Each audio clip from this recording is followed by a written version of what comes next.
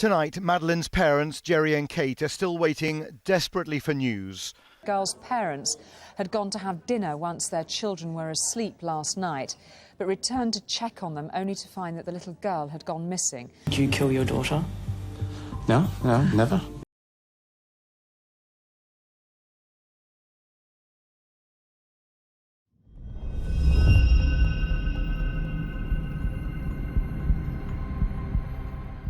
Welcome to the Midnight Report. In today's video, we're going to be covering my full documentary case analysis of the Madeleine McCann case. This one is very relevant to me because this case seemed like the most natural second case for me to do on this channel. It's very similar to the JonBenet case, the first case I ever covered on this channel.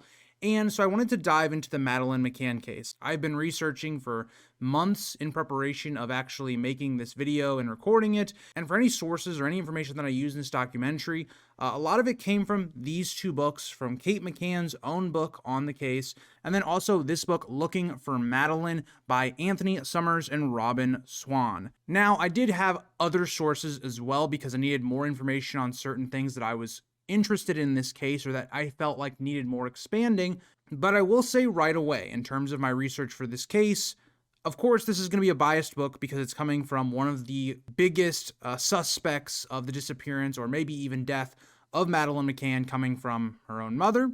And then the Looking for Madeleine book is a book that is weird to me because when I looked up trying to find an objective book of just putting the timeline of events together and everything that happened in the case without a lot of like bias or opinions on things that happened, I was pointed to this book. Also, this is pre-owned. I don't treat my books like this, but this is pre-owned. So this is the condition it came in. So all of those sources will be in the comments, will be in the description if you want to check those out. And let's not waste any more time and dive straight into Gary and Kate's background.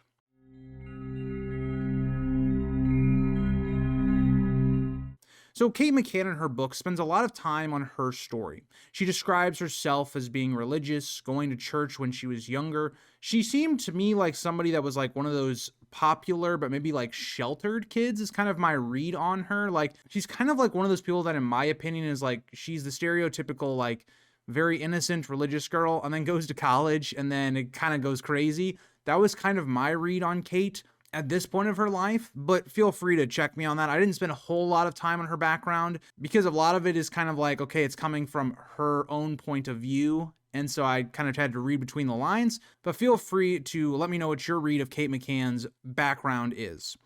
But eventually Kate McCann would take her career into the medical field. She would switch multiple times and relocate a couple times, but eventually she settled on being a general practitioner. But during her time in the medical field, it also would have another key influence in her life. She would meet her future husband, Gary. The two were soon in love and even moved countries together to work close to each other as Gary was studying cardiology. And so sometimes their jobs would take them to different countries, and instead of, staying where they were, they would move together and find new work in that region. And for Kate, as the relationship went on, she knew that she wanted children. And now, unfortunately for many of us, life is not so simple. Kate and Gary had trouble having children, and this led to them having to go down the route of having IVF.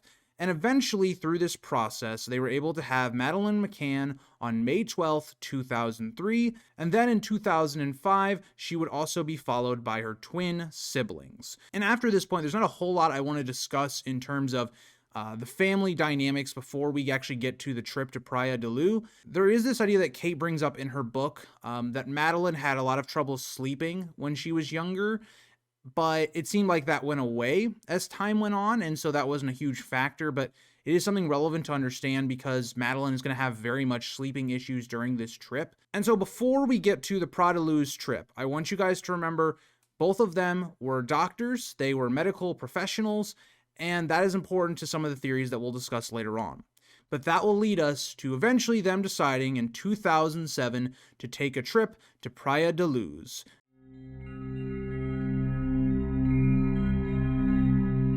In 2007, Praia da Luz was a quiet, picturesque seaside resort on Portugal's Algarve coast, located about 5 kilometers west of Lagos. It was often referred to by locals and British tourists as simply the Luz.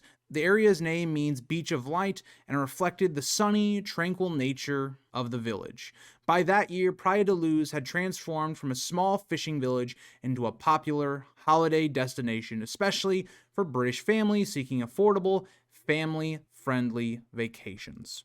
And if you're someone like the McCanns, who definitely had money, who were trying to have a vacation, you're looking at it and you're going, this is the perfect place. It seems safe. There's a lot of activities for our children and for us as well. It seems like a great getaway. And I want you guys to remember this. Everything that's come out about this area now, in terms of the crime in the area, was not known at this point. Praia da Luz was considered a very safe area. Like if you would have gone on, for instance, you can go on to, I believe it's Google, and you can see like the crime rates in areas. Praia da Luz would have been very low at the time. So I want you guys to keep that in the back of your minds, is even though we're going to see the McCanns do some very irresponsible things, you do also have to keep in mind it was a very safe place. So I can understand some of their rationale, as we'll discuss later, but I will say it's still very irresponsible regardless, but we'll talk about that later. So getting into the crime of the area, the Algarve was, and very importantly, still is, one of Portugal's safest tourist regions, heavily reliant on British and Northern European holiday makers. And more importantly, violent crime was extremely rare. So things like murders, assaults, stuff like that, highly unlikely in this area. Police statistics from that period show most incidents were property-related, burglaries, thefts from holiday apartments, car break-ins, and petty scams targeting tourists. And this is all going to be expected when you have a place that is largely a place where people come to vacation. It's a place where maybe people that are lower class or are trying to advantage themselves are going to try and take advantage of some of these tourists. That is just normal. I think that happens in a lot of very touristy places. So I don't think that's out of the norm, more or less. The Portuguese Interior Ministry recorded that the Algarve's crime rate is lower than Lisbon or Porto and among the lowest for resort areas in southern Europe. Later police reviews, notably by the UK's Operation Grange and the Portuguese PJ reopenings, found, though, that a series of home intrusions and child sexual assaults had been reported in the Western Algarve between 2004 and 2006. Many of these would occur within 30 to 40 minutes of Praia da Luz as a whole. The pattern would typically involve a man breaking into holiday apartments or villas at night while families slept, and the target often being young girls aged 6 to 10. The intruders sometimes speaking softly in English or having a foreign accent. No sign of forced entry in some cases suggested familiarity with the area or door locks. So this is really important because it does show that, albeit the Algarve does seem to be very safe, there were instances that were going on in the background that, for the most part, the PJ didn't know of during the time. And so, of course, the general public would not have known either. And the other thing is, what I just described to you is going to be very similar to what we could have seen in the Madeleine McCann case. Not saying it is, but it's why there is a lot of reasonable doubt in this case. I will say, though, the target range is a very different. Madeleine McCann was not aged 6 through 10. She was born in 2003, and this trip happened in 2007, so she would not have fit that age range. But people are really messed up in the head, so you never know. When the Metropolitan Police Service re-examined the case years later, they identified up to a dozen sexual assaults or attempted assaults on British children in the Algarve holiday apartments before and after Madeleine's disappearance. They said 5 cases shared very strong similarities with what could have happened to Madeleine. They were in the same area, the same time of night, and same style of entry. Detectives theorized that there could have been a serial offender, possibly a local or seasonal worker familiar with the resort layouts. Witnesses in some cases reported a man with dark complexion, unkempt appearance, carrying a bag or satchel. Even mere weeks before the McCanns would make their stay, there was a break-in in Block 5, the same block that the McCanns would stay in, and even before that, an English couple noticed a break-in, but the intruder left as soon as they were interrupted. So it does show like there was a pattern of stuff like this happening.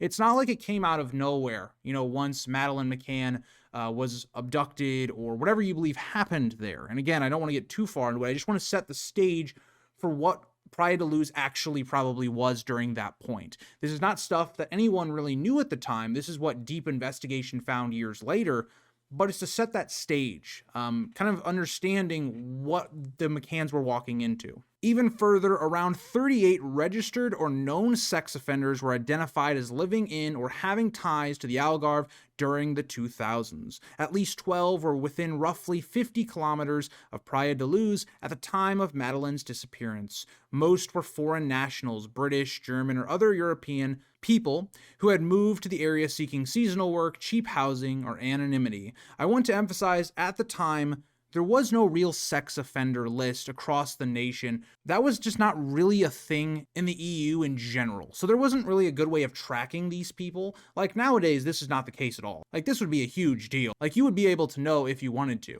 That's not the case at this point in time. And I think this case definitely helped get to a situation where we have better sex offender lists and things like that. And it's horrible that we even have to have that to begin with. But again, it's just kind of setting the stage that there was a lot of ignorance going on. And I really want to point out, I am not suggesting that my belief is that there was an intruder, but showing the possibility and the setting for Praia da Luz that could have allowed for some sort of situation like that. And we're not going to talk about the theories really until the very end of this documentary, so stick till the end if you want to hear my real thoughts on some of these things.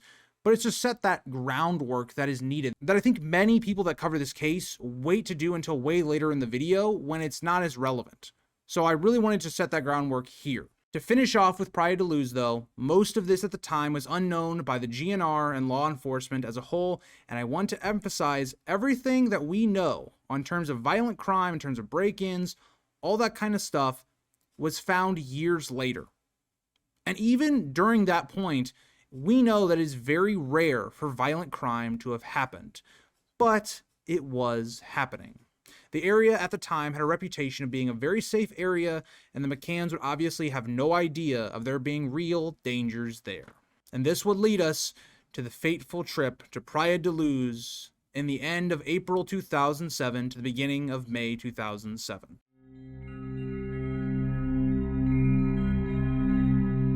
According to Kate McCann's book, they arrived in the village of Praia da Luz, Portugal, on Saturday the 28th of April 2007 at Faro Airport. They were picked up by a driver they had pre-booked, and they arrived at the Ocean Club Resort. We now have to lay some of the groundwork for the McCann's apartment 5A and also the complex they were staying at to show some of the safety issues, some of the risks that plagued this case. So the McCann's apartment was 5A. It was on the ground floor, a corner unit in Block 5 of the Ocean Club apartments. It consisted of 2 bedrooms, one for them and one for the kids. It also had a living/dining area with patio doors opening onto a small garden, a kitchen, and a bathroom. The main entrance was at the front via a small car park, while the back had sliding glass doors leading to a patio and a garden area. Really important to understand here is this is not your kind of traditional resort that you would think of, where it's more of like a gated community. It's a lot more secluded from the public. This was not that. This was very much basically open to the public. There was street access to this resort. Anybody basically could have walked in and around this place. It's why there were a lot of break-ins, and why when I built up the setting of Praia da Luz, this is one of the major issues. It was very prone to being able to be burglarized and stuff like that. Outside of the McCanns on this trip, we would be introduced into the famous Tapas 7. These would be the McCanns' friends that they would dine with and be heavily criticized for their actions during this trip. They would stay in apartments in the same block, Block 5, and usually just a few doors away. You had apartment 5A on the ground floor corner, which was Gary and Kate and their children. On apartment 5B on the ground floor next door to 5A, you would have Matthew and Rachel Oldfield plus their daughter. In apartment 5C would be David and Fiona Payne with their 2 daughters, and also Fiona's mother Diana Webster. And then on apartment 5D on the ground floor at the end of the block would be Russell O'Brien and Jane Tanner and their 2 daughters as well. So going back then to the McCanns, their apartment had the biggest risk because it was a corner apartment. It was more exposed than the units in the middle of the block, obviously. It had 2 windows on 2 different sides that could have allowed access. The side window of the children's bedroom that looked out onto a small road/parking area, giving street access. This would be the window that would be found open by Kate McCann later on, and the rear sliding doors opened directly onto a garden that was partially shielded by a low wall and shrubs, making entry and exit less visible. Now, we'll talk about this a lot. This is going to be a big talking point. I do want to establish right away, I'm going to probably have some images up and so you guys can see what I'm kind of talking about, but based on this back entry, the sliding door that would be predominantly used by the McCanns, you could not see it. You know, even from a close distance in terms of like the restaurant they're going to eat at later on, that they could see the apartment, all that kind of stuff. You could loosely see the building, like where they were staying, but you could not have seen if anybody went in or out. That's really important as well for this case. Now, Kate McCann says in her book that they were not concerned of security. They believed they were in a safe family resort. Now, this is very naive in my opinion. Even if something is safe, you want to take the precautions to protect your family. And I know a bit of this is hindsight because we know what's going to happen. But I mean, I'm just thinking about my own parents and I know the way that they parented me. Some of the things that are going to happen in this case that the actions of Kate and Gary do, I asked a good amount of people that would have been the age of Kate and Gary of the situation, like what was the social norms around parenting during the time. And I really don't have access to people that live in the EU, the people that Kate and Gary would probably be the most like in terms of where they came from. And that's not to say Kate and Gary represent all British people. I don't have access to people that would have been living in that country at that time and what things were like. So I could use only the sources that I have, you know, asking people in my own country how they would have parented. And in the situation that happens here, was that like somewhat normal? Now, we're going to discuss it when we get to how Kate and Gary decide to end up trying to protect their children, like doing the checks. I'll say this. Most people, when I asked them about this, were appalled by the actions of Kate and Gary in terms of being parents. So that is something to keep in mind. Kate will also later note about their apartment that they almost exclusively used the sliding door as it was more convenient for them. And I can totally understand that. You know, you don't have to go through the parking lot and all that. You can just kind of slip right in the back. The problem here is you're leaving the door to your apartment unlocked. And also, this actually contradicts as well with what the McCanns would say later on to the police. Gary would initially say that he would use the front door that was locked to check on Madeleine, not the back sliding door. This would change in his story later on. So kind of something similar to the JonBenet Ramsey case where we have an obvious contradiction in a statement, but what is that reason for? Is it to protect their image as parents? Like, what parent wants to acknowledge that they were leaving a door unlocked and their kids completely unwatched? Especially when you just have your child being taken. It's not the best look, but still, it's a contradiction. Kate would then note that she enrolled the kids in the kids club the following day after they had arrived, which would be the 29th, as they spent time the previous day swimming and getting introduced to the activities and the place. The kids club was like a daycare system of sorts in which the kids did activities like swimming, beach stuff, normal kids stuff, maybe playing with toys, whatever. And this for the McCanns, they saw as like the best option. It would let the kids do what they wanted to do. The kids seemed to enjoy the daycare system. The McCanns would be able to do things like tennis or going on runs or whatever, just spending quality time with each other. And I'm going to criticize this later on.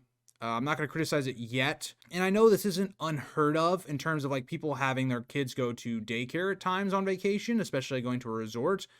But it is a little weird when I get into the specifics of and how much time was being spent at these daycares. Now, on that first day, the McCann family would regularly eat at the Millennium restaurant, but they soon changed this given it was a little too far away from their apartment, being a 7 to 10 minute walk. So this would lead to more of a convenient option. They needed something a little bit closer, as the party would start to make reservations at the poolside tapas restaurant, which was much closer to the resort, about a 1 to 2 minute walk or 50 to 60 meters. This would be a lot more convenient for everyone involved, and especially knowing what they're going to do, this just seemed more convenient. You don't have to walk a good distance to go eat dinner or to get drinks or whatever. Just go to a place that's very close to your apartment. Now, going back to the actual daycare, the kids would be dropped off in the morning, picked up around noon, and then they would have lunch and the kids would return to the kids club. The kids would then be returned to their parents by the nannies at 5 p.m. So I want to point this out. So this is the time frame that we have for this daycare. And I think it's very telling in my opinion. Now, I don't know if this is normalized. And if you're a parent, Tell me if you think this is normalized, not normalized, whatever. But this is the idea is, so they eat breakfast, they then drop the kids off, I'm assuming early in the day. They then do not see them until noon. At noon, they eat lunch for 30 minutes to maybe an hour. They are then sent back to the daycare, and at the daycare, they're there from all the way from that point to 5 p.m. Then from 5 p.m., we're told by Kate, they then have like tea, maybe some snacks, and then they go back to the room and they start preparing to go to bed. And usually by around 7 p.m. to 7:30, but usually 7, they were asleep and in bed. So I want you guys to think about this because they do this every single day that this trip lasted besides the first day. The first day is the only day this daycare was not used. The McCanns were barely with their children at all. Like, yeah, they had breakfast together and then you put them to bed and then you go out drinking and, and I don't mean like drinking, like getting plastered or anything, but I mean like going out with your friends, drinking, eating, and then your children are left alone in the apartment room. I just can't fathom that. And I don't know if it's my upbringing because I didn't have parents that did stuff like this. And I know this case really brought parenting to the front of focus for a lot of people. But again, I'm very close in age to Madeleine. I was born in 2000. Madeleine was born in 2003. I remember when we went to Florida when I was 5 years old, we were in a resort. We went to Disneyland. We went to the beach. I was never put in daycare. I was spending time with my family. I had my grandparents there, my aunt, my uncle, some of my other cousins. Like, it was not a time where it was like the parents just put their kids somewhere else and they did their own thing and then all that. There was never something like that because as a parent, and this is just the way I think about it, I'm not a parent, so I guess I can't speak on it as much as some of you might be able to, so feel free to let me know your thoughts. If I was going to have a child, that agreement is you are now a parent. You are responsible for them. You put your family above the needs of your own. And sometimes that's going to have you missing out on hanging out with friends or doing some social event because you have children. That is the contract that you sign when you agree to have children. And so I just found this very frustrating because to me, I kind of see the daycare stuff, but at the same time, when you pair the daycare stuff with then the nighttime operation that the McCanns were doing. So let's go into that here in a second. It just paints a picture of the McCanns were not responsible parents. They were people that seemed like they liked the idea of having children, but didn't necessarily like being parents, if that makes sense. So what do I mean by this? So when the nighttime then came, so after Madeleine would be put to sleep, the kids would be put to sleep. We'll talk about that a little bit later on because it's important for the timeline of events the day she disappears. What they would do is they would not have a nighttime service. So looking over them, the same thing that they could have done like with the daycare. There was also a night care that would watch over the children, that would help put them to sleep, that would watch over them while you did whatever you wanted to do. They didn't do that. And apparently there was a listening service that could be done at other resorts that the McCanns were more familiar with. That was not available at this resort. So the McCanns and their friends came up with this idea of, we're going to check on our children every like 30 minutes. Now, I am going to bring up conflicting evidence that would assume they were not doing it every 30 minutes. But just taking the McCanns at their word, they were doing this every 30 minutes. So they would put their children to sleep. They'd go eat, they'd have a couple drinks maybe, but every 30 minutes they were supposed to come back, check on their children, make sure they were asleep, not doing anything, whatever. This would be heavily criticized. And obviously, you're leaving children that are less than 5 years old alone in an apartment that is unlocked. Even take out the idea that the apartment was unlocked. Even if you locked everything, the fact you're willing to leave your children alone in a foreign country in a place you don't know is crazy.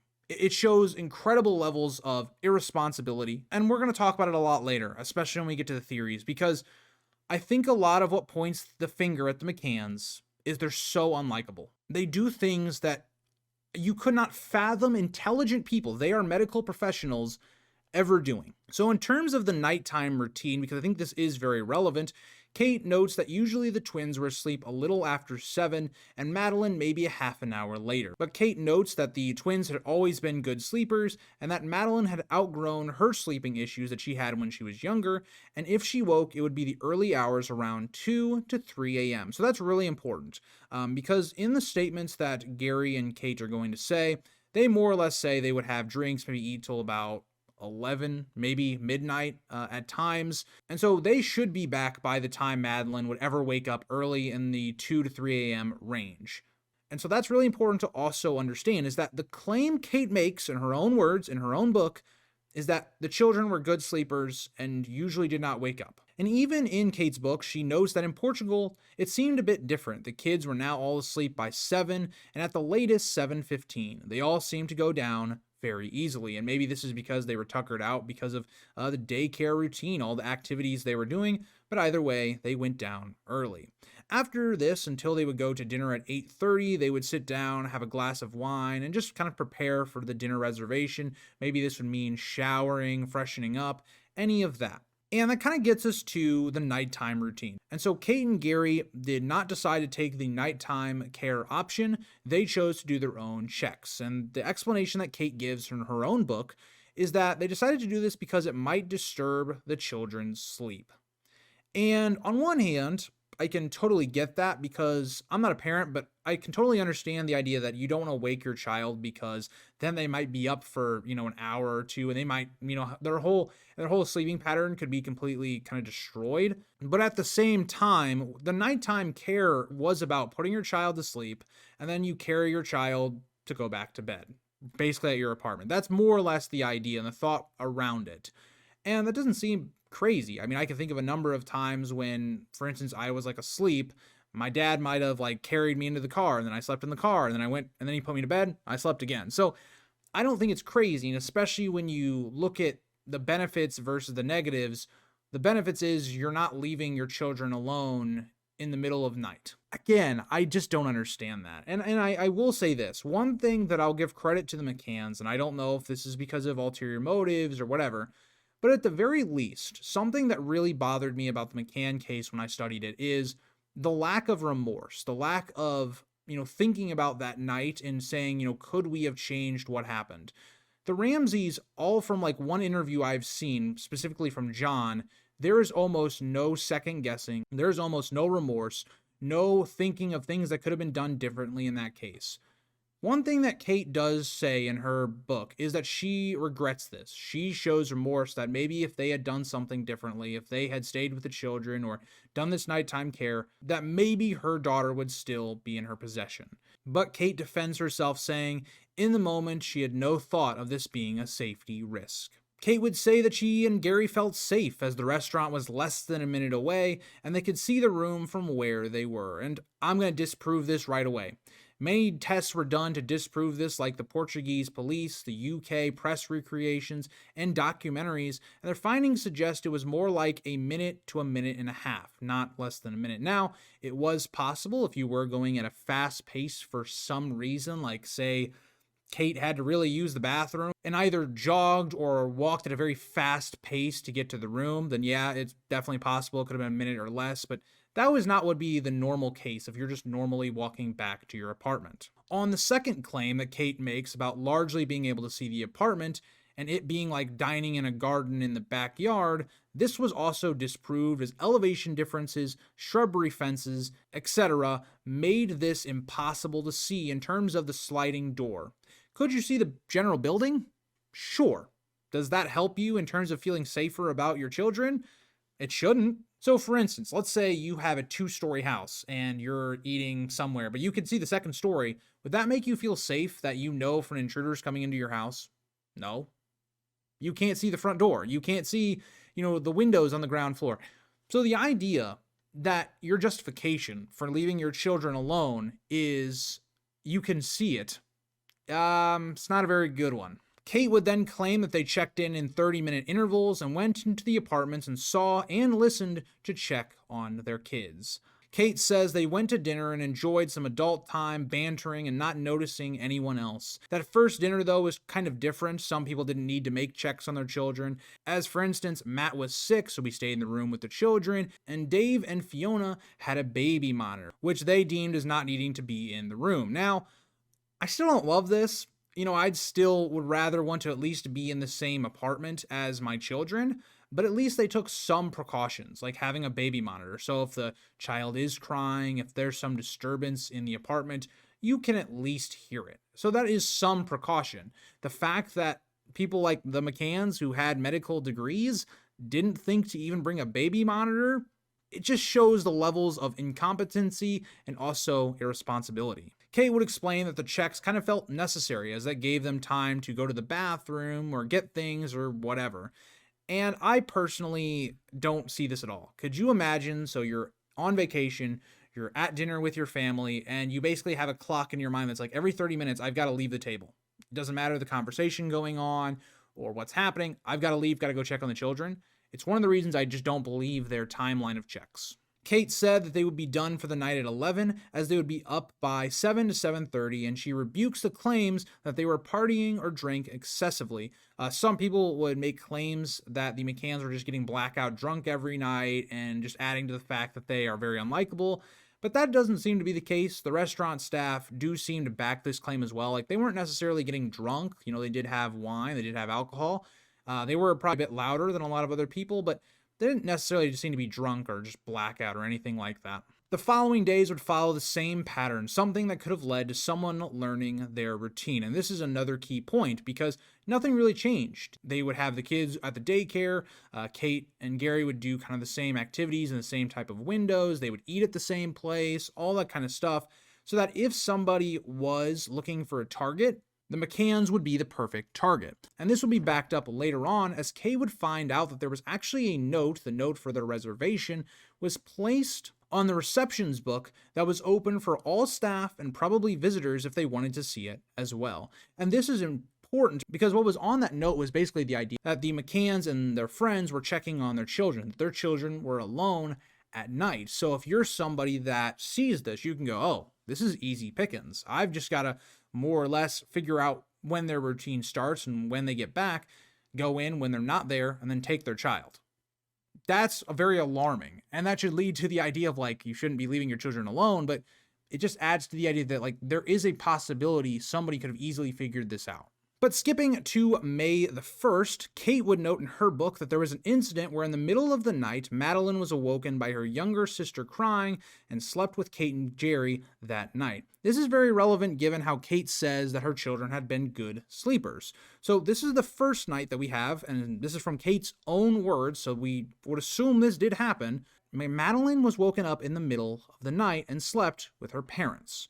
It's very important to understand. But also adding on this, earlier on in that same day on the 1st, Pamela Fenn, a British woman in her 70s who lived in the apartment directly above 5A, in her later statement to the PJ, she said on the evening of May the 1st, she heard one or more children crying continuously for about 1 hour and 15 minutes. The crying lasted from around 10:30 until 11:45. She specifically recalled hearing a child calling "Daddy, Daddy" repeatedly. She said that the crying only stopped when she heard the parents return. This is very, very damning if this is the truth. We don't know. There's not a lot to back this up in terms of another witness, but this is very damning. Another witness that was living directly above the apartments that the McCanns were staying heard your child for 1 hour and 15 straight crying. The McCanns never checked on them, apparently, based off this. This is not fact. This is a witness statement. Could this be fabricated? Could this be wrong? Could she have been mishearing something? We don't know. But if this is the truth, that means the McCanns did not check on their children for over an hour. And this also backs up the fact that the children that the McCanns had were not good sleepers. At least in Portugal, they were not. Madeleine wakes up 2 different times in this same night, apparently. One of them is confirmed by Kate. This is very damning, but it tells you that the parents were irresponsible. They were lying about their timeline. If this is the truth, I'll have more that I'm going to add to this that makes this seem legitimate, but that is very damning. Your child is, crying for you and you're nowhere to be found. Very traumatic for a child, and that could damage your child. You're nowhere to be found. You could feel like you're abandoned. And this can also be backed up as the PJ would later interview the staff of the tapas restaurant, and they confirmed the group was there till close to midnight. Close to midnight. Kate McCann said they would be done by 11 o'clock almost every night, and here it is because it matches the exact timeline in which the crying stopped. 11:45. That's not good. If you're the McCanns and you're trying to sell a timeline in which you were checking on your children every 30 minutes and then you seem to have verifiable witness statements that confirm that you were not doing that, it's not great. Because then the next day it gets, I wouldn't say worse, but it builds on to that. Because on May the 2nd, the last day before Madeleine was taken, Kate admits to staying out later with Gary as they went to a liquor place and returned home around 11:50. So the idea that they were returning at 11 is nonsense. We now have two statements that say the McCanns did not return until close to midnight. But she also even admits in her own words in this book that their check had actually been 45 minutes this time. It had been even longer than what they'd said of the 30 minutes. And this is so weird because even further, Kate seems like she was willing to stay out even longer than 11:50. The only reason that she comes home before midnight with Gary is because Gary just randomly prompted that he was going to the apartment, he was going to bed. I very much think he was very intoxicated this night, just given the fact that seems very odd and the way Kate phrases it. Like, Gary just abruptly says, I'm going back to the apartment, doesn't wait for Kate, any of that, just leaves. Then by the time Kate gets back to the apartment, he's already snoring, he's out cold, and Kate then decides, because she's kind of frustrated with Gary and a little angry at him, she decides to kind of sleep in the same room as the children.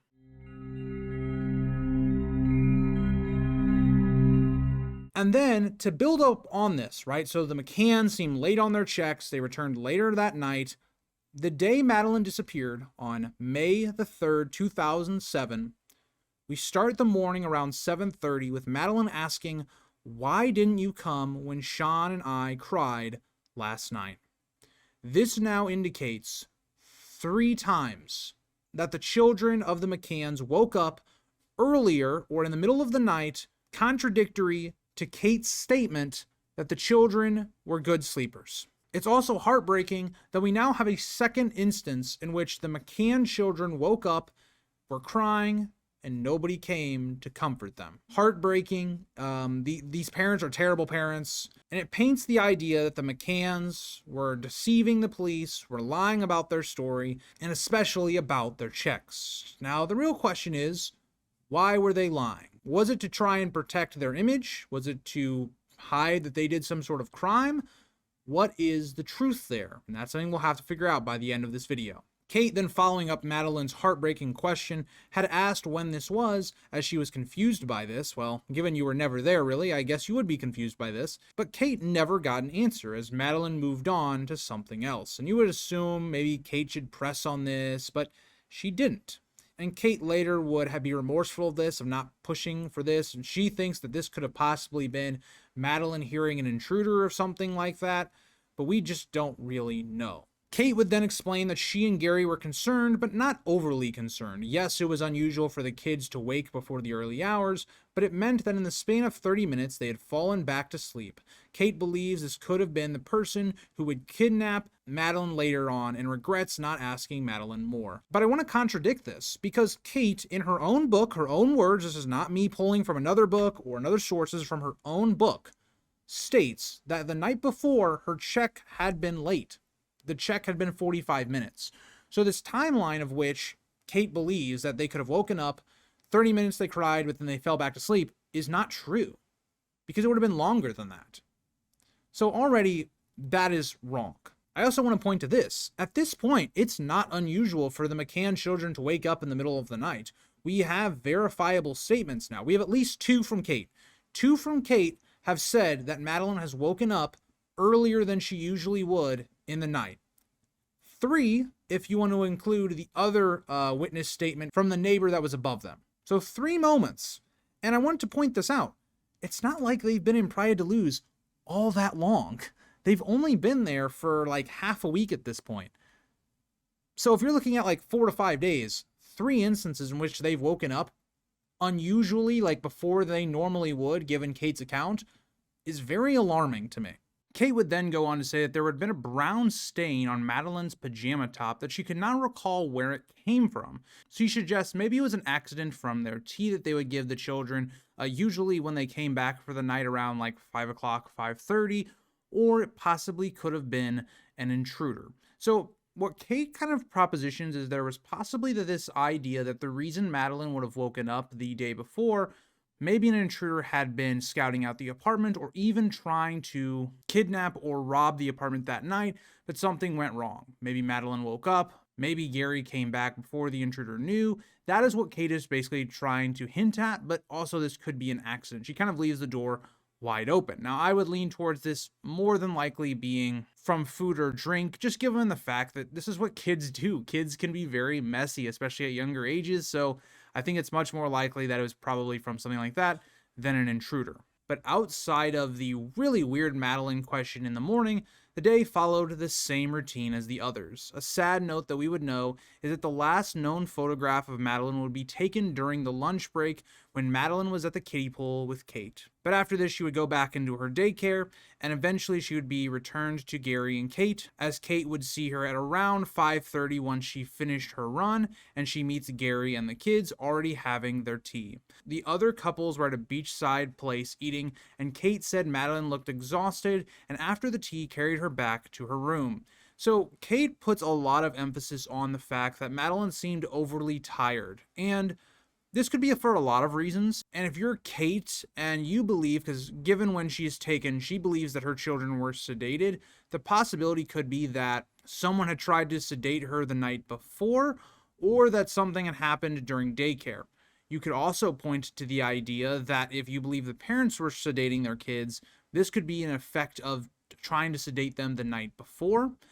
There's a lot here. It could also just be the idea that it seems very clear that Madeleine didn't sleep through the whole night, so she could be very tired from that, alongside the idea that daycare just could have been an exhausting day. She could have had a lot of activity. Either way, Kate does put a lot of emphasis on her being exhausted. From 5:40 to a little before 6 p.m., Kate and Gary bathed the kids, and Gary had made plans at 6 to go with some of the other men of the party for social tennis night. Gary left a little before 6 p.m. And I will say, once again, the thing I really find that's weird about this vacation is how much the parents are not with their children at all. Because this is one of the few moments in the day where you're actually with your children. Remember, the timeline we've laid out is they would eat breakfast, then the kids would go to daycare throughout most of the day. They would see each other for a little bit of time around noon in that lunchtime window. Then the kids would be gone again, and then in the evening they would have like snacks, dinner, tea, more or less for a little while. Then they would begin the process of putting them to sleep. Even in this scenario, on the last day that they had Madeleine, Gary was decently absent even in the evening window when he was gone for around an hour, a little over an hour, doing this tennis night. Kate by herself would continue putting their pajamas on and giving them biscuits and milk and letting them play their games while she showered. She said she usually showered after they were put to sleep, but she needed to freshen up after the run, and because she was ahead of schedule, getting the kids ready for bed. And at 6:40 would have a very important milestone, especially of framing the timeline, especially if you believe that the McCanns were involved in Madeleine's disappearance.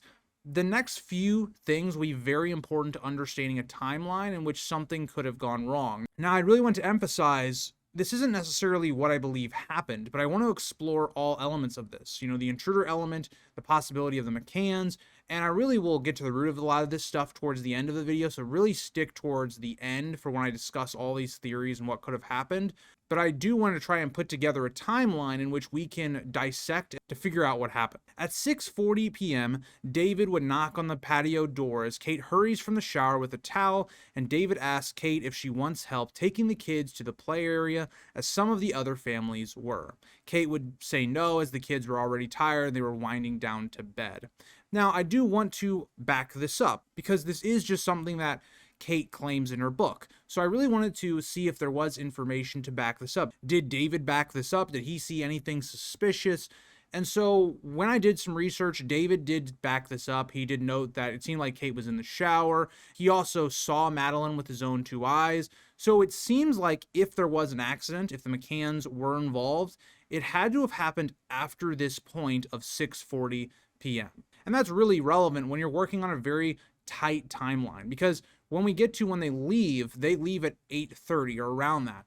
So if you think an accident happened, it has to happen within like the next hour, because if they're going to stage a crime scene, if they're going to try and hide the body, you're going to have time for them to process what happened, all that kind of stuff. So now this window, which we don't have any sources outside of the McCanns themselves on what happened, we have nothing else that can reinforce their claims or back them up. This window between 6:40 and 8:30 is largely on the McCanns' story themselves. So when you think about an accident happening, you would assume it probably has to happen between the 6:40 window and around the 7:20 window. That's when something would have had to have gone wrong, which also equates to the idea of when the children actually would go to sleep. Kate and the kids then settled into the couches as she read a story to them. At 7 p.m., Gary returned to the room. They talked for a little. As Kate notes, the children were now sleepy, and they set to brushing their teeth and going to the bathroom. Many that believe the McCanns were involved in this believe this is the time frame in which something could have gone wrong.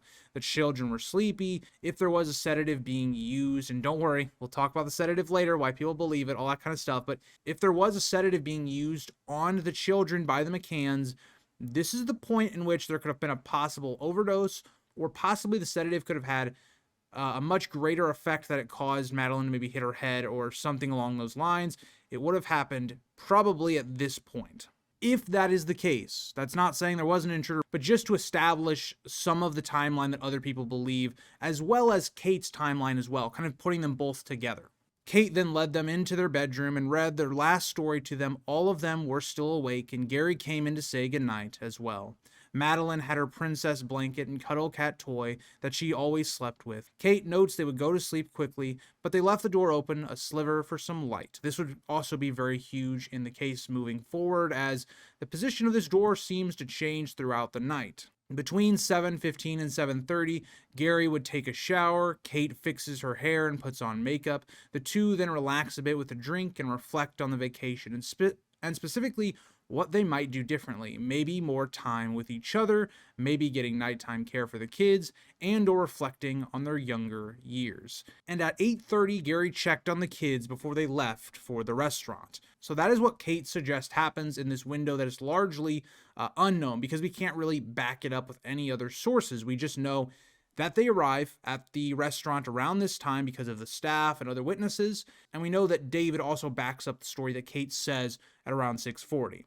So if you believe something did happen, it had to have happened within this window. And something I also want to remind you guys of is that they were actually quite early to the restaurant. So if you are saying this is a high stress situation in which an accident did occur, they had a lot more time that they could have utilized. As we're going to find out here, the whole party wouldn't actually get to the restaurant until about 9. And this makes a lot of sense. For instance, in my friend group, if you say an event is at 6 p.m., likely there's going to be some people there by 6:30. It's the same idea here. So, if you're in a high stress situation, the one thing I do question and wonder is, why did Kate and Gary get there so much earlier than everybody else? Like, they were the first people there of the friend group. But that's something we'll have to discuss later on. I don't want to dive too much into the theories, but I do want to pose that question to you guys as well. Kate then notes they went to the tapas restaurant, leaving a lamp on in the sitting room. She notes they had curtains drawn over the closed patio doors, and the doors itself closed, but not locked. At the steps, they left the child security gate at the top of the short flight of steps, and the gate at the bottom closed. They saw no one upon getting to the restaurant. They were the first of their party to arrive and spoke to Steve and Carolyn Carpenter, who were in their tennis group for 5 minutes or so. And this is backed up. Steve and Carolyn did back up this claim. So it does place the McCanns, at the restaurant. Through the next 30 minutes, the rest of the group arrived, and everyone is assembled by 9 p.m. Kate brings up in her book they were precise on timings because of what Madeleine said that morning. The first check was at 9:05, when promptly Gary went to check. I want to point out this is kind of significant, because one thing that is quite weird is the following, nights and days, The McCanns are not accurate on their timings. We know that to be the case. Even the day before, they were 45 minutes on their check, not 30. So I do wonder if this is really the truth. Now, we do have a number of witness statements that say, Gary did this check, and then later Matt did his check. So maybe the checks this night specifically were a lot tighter because of what happened the previous night. That would seem to add up, given the fact that Kate discovers that Madeleine is missing around 10. So just given the math, that would add up. So I'll say that this night specifically, I think that does make sense, that their checks were relatively accurate. But also something important to understand is that in Gary's initial statement to police, he told them that he entered through the front locked door, but later on would change this to say he entered through the unlocked back door. The question we have to ask here is, did Gary lie to the police just to kind of protect his reputation? Because the idea of saying that, yeah, you left your children in an unlocked apartment versus you left your children in a locked apartment is a very different thing. Like, you might not get as much criticism with the locked door, even though I still would give you a lot of criticism, but it wouldn't be as bad, I guess. So this could possibly be trying to protect your reputation. It could also be the idea that he's trying to deceive the police on a story. We just don't necessarily know. Kate in her book then describes Gary's check, saying he immediately noticed the children's door was open more than when they had left. Gary looked in their bedroom thinking Madeleine had went to their room like one of the previous nights, but no one was there, and Gary then checked the room and said that Madeleine was in the same position that they had left her. But the real question is, when Gary entered the apartment, had there been an intruder already in the apartment if the door had been moved slightly?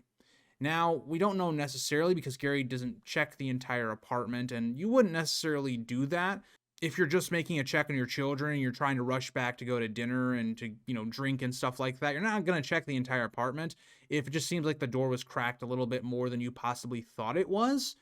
But there is a possibility that if there was an intruder, they were already in the apartment at this point. But something else to note is that Gary doesn't, see if there's a window open. So if there was an intruder in the apartment at that point, they would have come through the unlocked door because the window was not opened.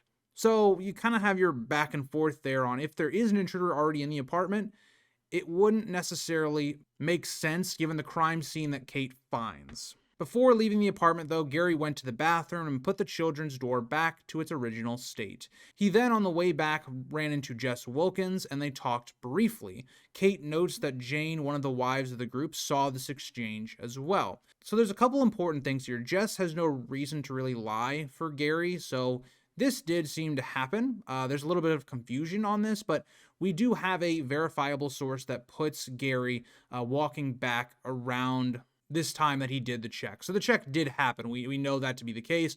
We also know that Gary couldn't have just been off disposing of a body or anything at this point, given the fact that he was seen. Now, Jess and Gary differ on where the conversation actually happened in terms of what side of the road, but I don't think that's necessarily relevant. You could just kind of forget maybe what side you were on.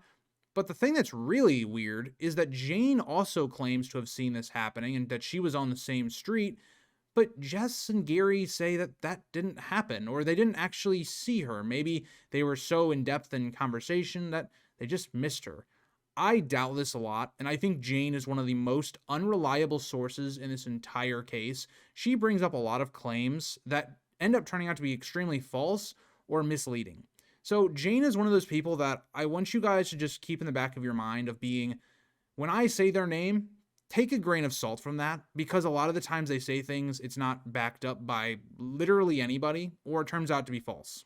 But either way, even with all this confusion, we know this did happen, and so some of the details are not necessarily as relevant here. I will say though, and we'll talk about this later on when Jane actually brings it up, but apparently when this was happening, Jane also saw someone carrying off a child that could have resembled Madeleine away from the apartment more or less, or at least on the street. And this would be a huge mystery for the case for a good amount of time, but eventually would not actually lead to anything as that person was cleared from the case years later. But at 9:30 it was time for the next check. Kate was about to go, and Matt said he would check given they were right next to each other. When he came back, he said everything was quiet. I want to point out with Matt's statements, there's a lot of disagreements on what he actually did. He says the door was half open with noticeable light in the room. He only mentioned seeing the twins, not Madeleine, but there was no noise, so he assumed she was fine. I very much have questions about this, and there's nothing to back this, but I believe Matt probably just opened the patio door, poked his head in, heard no noise, and headed out.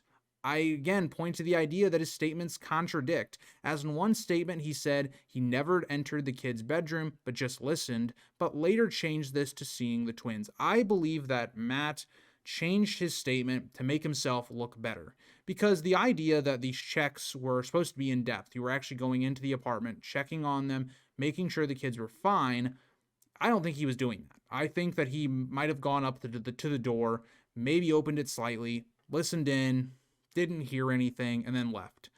Now, if there was an intruder, they were probably, I would say very easily, in the apartment at this point. If Matt had actually gone in, he might have uncovered something. If there was an intruder, that is to say. But he doesn't. And the biggest problem this leads to is our timeline of when Madeleine actually disappeared is now all over the place. If you do believe there was a kidnapping or there was some sort of intruder, we don't know at what point she actually was taken. She could have been taken right after Gary left the apartment around like 9:10, 9:15, or it could have been mere moments before Kate walked into the apartment, because Matt's check does not verify if Madeleine was even in the apartment at all.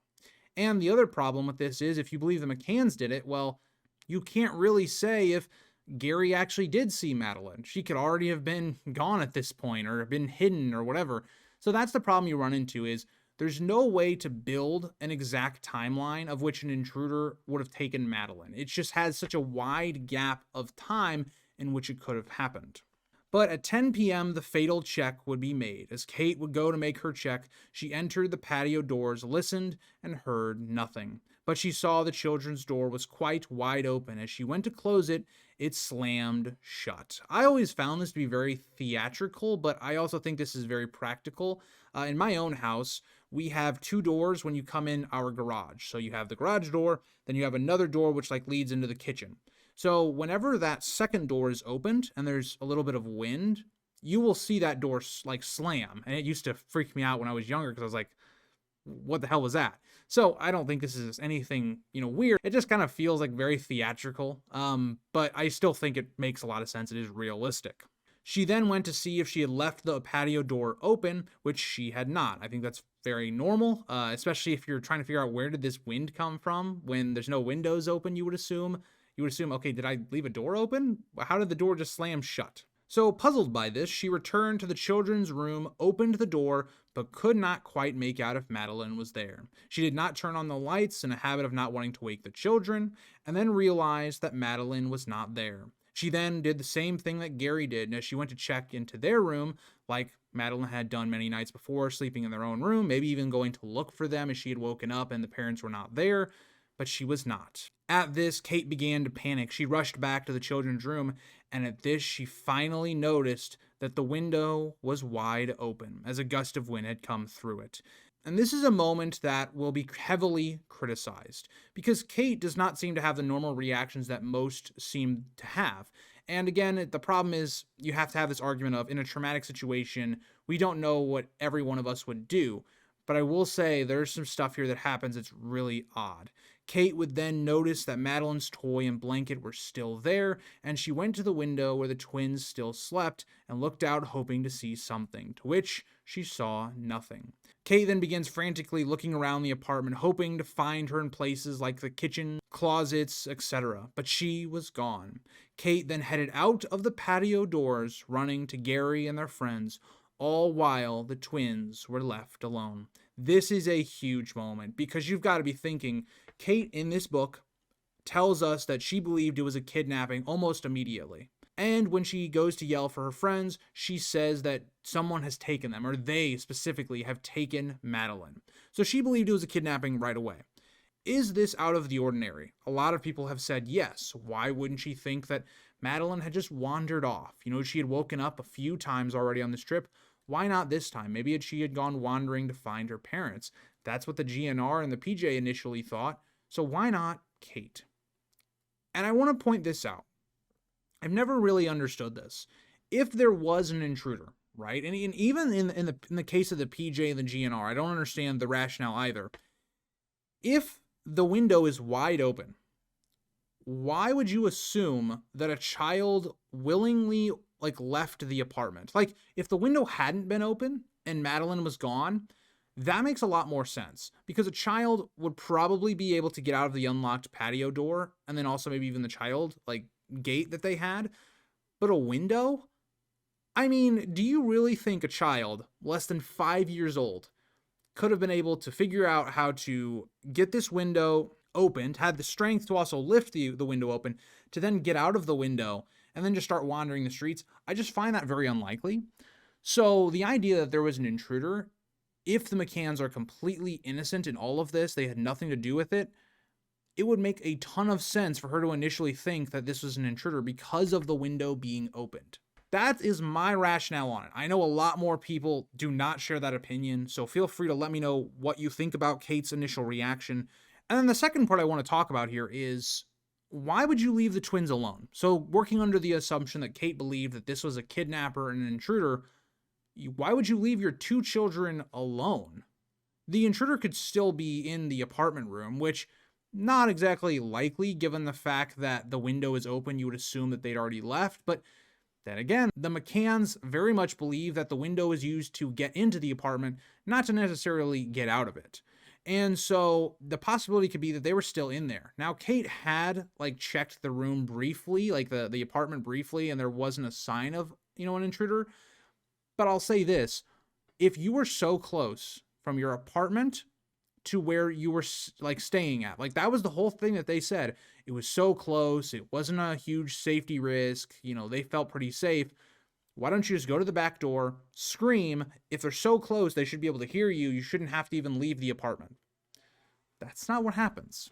Kate runs out of the apartment, leaving her twins behind, who could have been kidnapped as well if there was another intruder there or whatnot, and she leaves them completely alone. It's almost as if she wasn't worried about their safety, something that many will criticize going forward. And I'll throw a counter out there. The McCanns are not responsible adults or parents.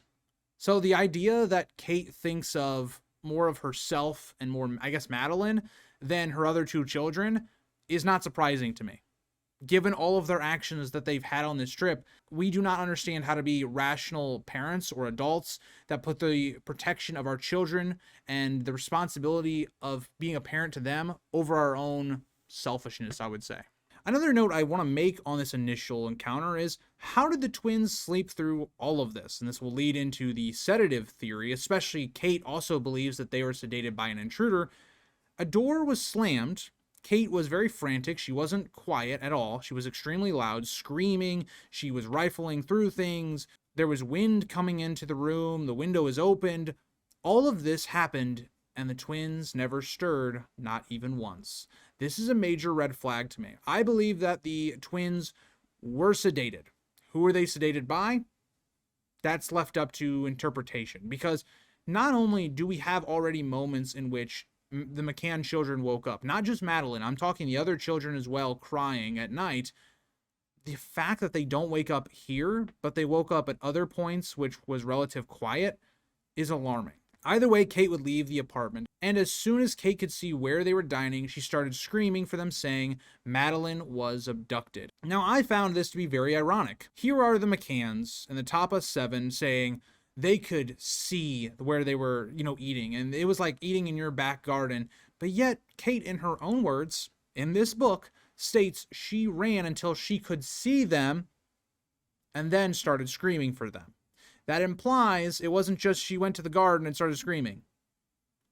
That is, again, a major slip up, in my opinion, to try and save their reputation when they do these public interviews saying that they believed everything was safe. At this, people would spring into action. The group was shocked by this as they go straight to the apartment, and Kate stood there in fear, knowing someone had taken her child.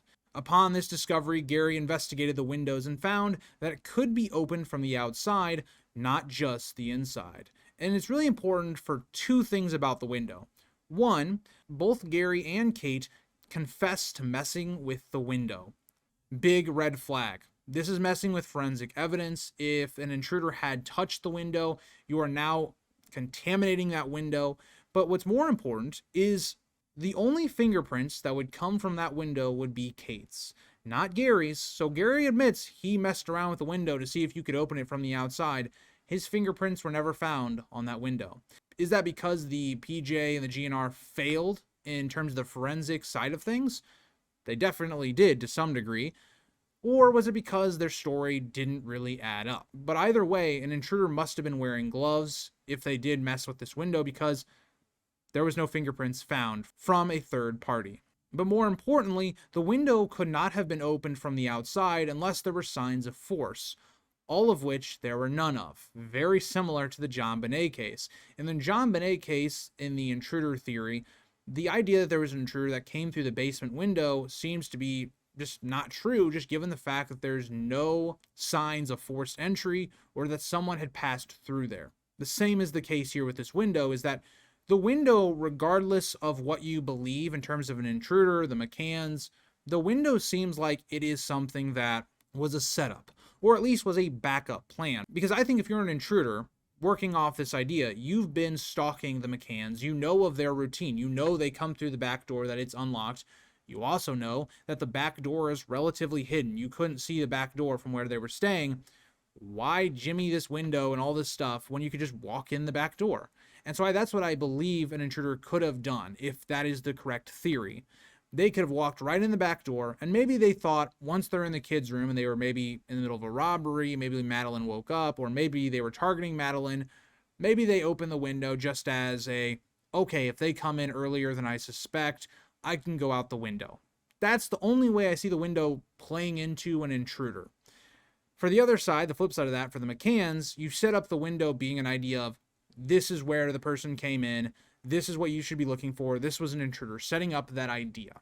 At this point, Gary, Matt, David, and Russell split into pairs running, but within a couple minutes, they returned empty-handed. At 10:10, Gary asked Matt to go to the 24/7 hour reception desk and have them call the police. Whatever happened, though, in the Portuguese case files, that call did not happen until 10:41. So it begs the question, why did their call not go through at an earlier point? And I'm going to get to that when the actual call was made, but it points the question of did Matt just not actually do this? Or was the reception desk just not follow their request of calling the police? What truly happened? At this point, people were starting to hear and see what was going on, and Kate remembers just screaming and saying, "Not my Madeleine."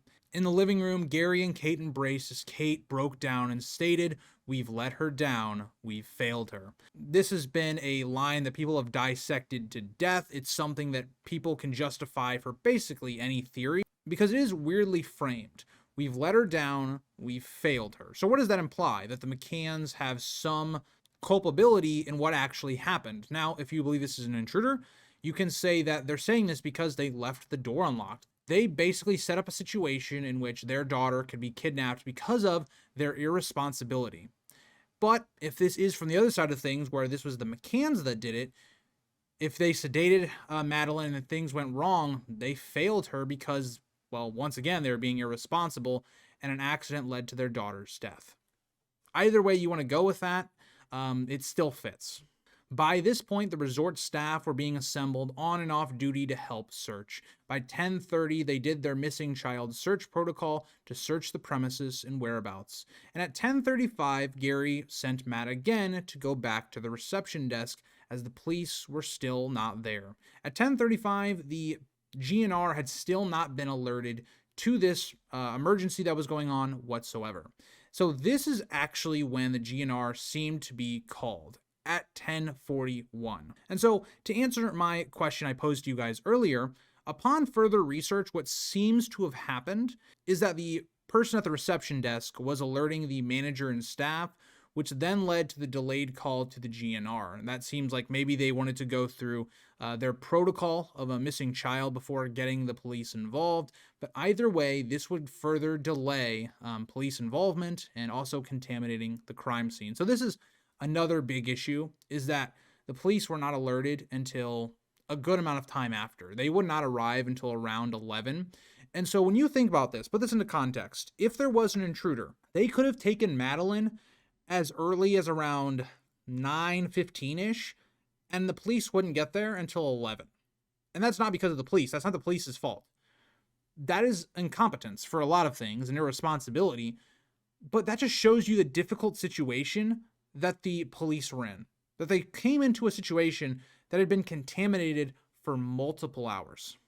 At the very least, an hour, right? The discovery happens at 10 o'clock, and then the police do not get there till 11. So at the very least, you had an hour of contamination of the crime scene where people were coming and going throughout the apartment into Madeleine McCann and the twins' room. This was a shit show. Time would slow down for Kate as minutes felt like hours. Kate was lashing out in her pain, hitting things while Gary was searching the mini club above the reception desk, thinking she may come to a familiar place if she was left, while friends went back to the tapas trying to get them to ring the police. At this point, the friends started to take over things, trying to get roadblocks being set up and alerting other countries and whatnot, as well as getting their camera to get photos of Madeleine out. I will say this. As I will further explain with the PJ and GNR's response, a lot of the requests the friends were making, they couldn't have happened. I mean, you can't shut down entire borders, that quickly. It just didn't make a lot of sense. And yes, do I think the GNR and PJ could have done more, as we'll discuss? Yes. But some of the claims the friends were making that the GNR and PJ should have done just were not feasible in the short amount of time that they had. It just wasn't. And so when we look at, how Kate and Gary talk about the police specifically, they very much paint that the PJ and GNR were completely incompetent, that they couldn't do a single thing right. And that's not me saying that they did everything right. I'm kind of in this middle ground where I don't think there is a good guy in this case. I don't think the police did a great job. I don't think the McCanns are good people.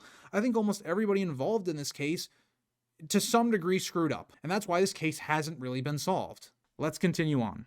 Gary by this point seems to have cracked and was running everywhere and instructing her to stay in the apartment with the twins, and Fiona also stayed with her. Kate remembers a couple people coming and going trying to offer her comfort, but Kate almost felt like she just wanted to be left alone and was like just willing all these other people to just leave her alone. Kate then went into the kids' room to check on the twins, more or less to see if they were alive, given how they had slept through the whole thing. And Kate herself even wonders if they were given sedative. And she would even actually tell the GNR and PJ she believes they were sedated. And this is another huge problem that I'm going to have with the PJ and the GNR. You have two children that are not acting normally in a time when there's a lot of noise going on. You shouldn't be just sleeping through all of this. And even the mother is telling you she believes they were sedated. The GNR and PJ would do no forensic on this. They would not test the children. We still don't know to this day if they were actually sedated. We can go off of evidence surrounding the case, but there is not enough to say concretely if they were sedated. I might believe that they were, regardless of what theory you believe. If it's the intruder, if it's the McCanns, I think there was sedative used regardless. We don't know if that is necessarily the case because of, incompetency in my opinion. Around 11:10 p.m., two police officers from the GNR from Lagos, about 5 miles away, arrived. Kate describes them as more or less being dumb or incompetent, and the language barrier did not help given precious time was being wasted. Kate is very harsh towards the police, especially in her book. And there's a bias there, of course, because the PJ name her and Gary as prime suspects later on in the case, she writes about them very negatively. She doesn't have a lot of positive things to say about them. And you could understand that from the perspective of if there was an intruder, the PJ failed to find who that was. They failed to find her daughter. But I want to say this. There's a flip side to that as well. The GNR and PJ were not nearly as incompetent as Kate makes them out to be. If you only read this book, and that's why it's good to read multiple different sources to find counter arguments and evidence to what people are suggesting, you would have thought that this is the worst policing ever done in history. It wasn't that bad. Was it good? Not necessarily, but we'll talk about it here, as I want to shift now to the GNR and PJ's response to Madeleine's disappearance.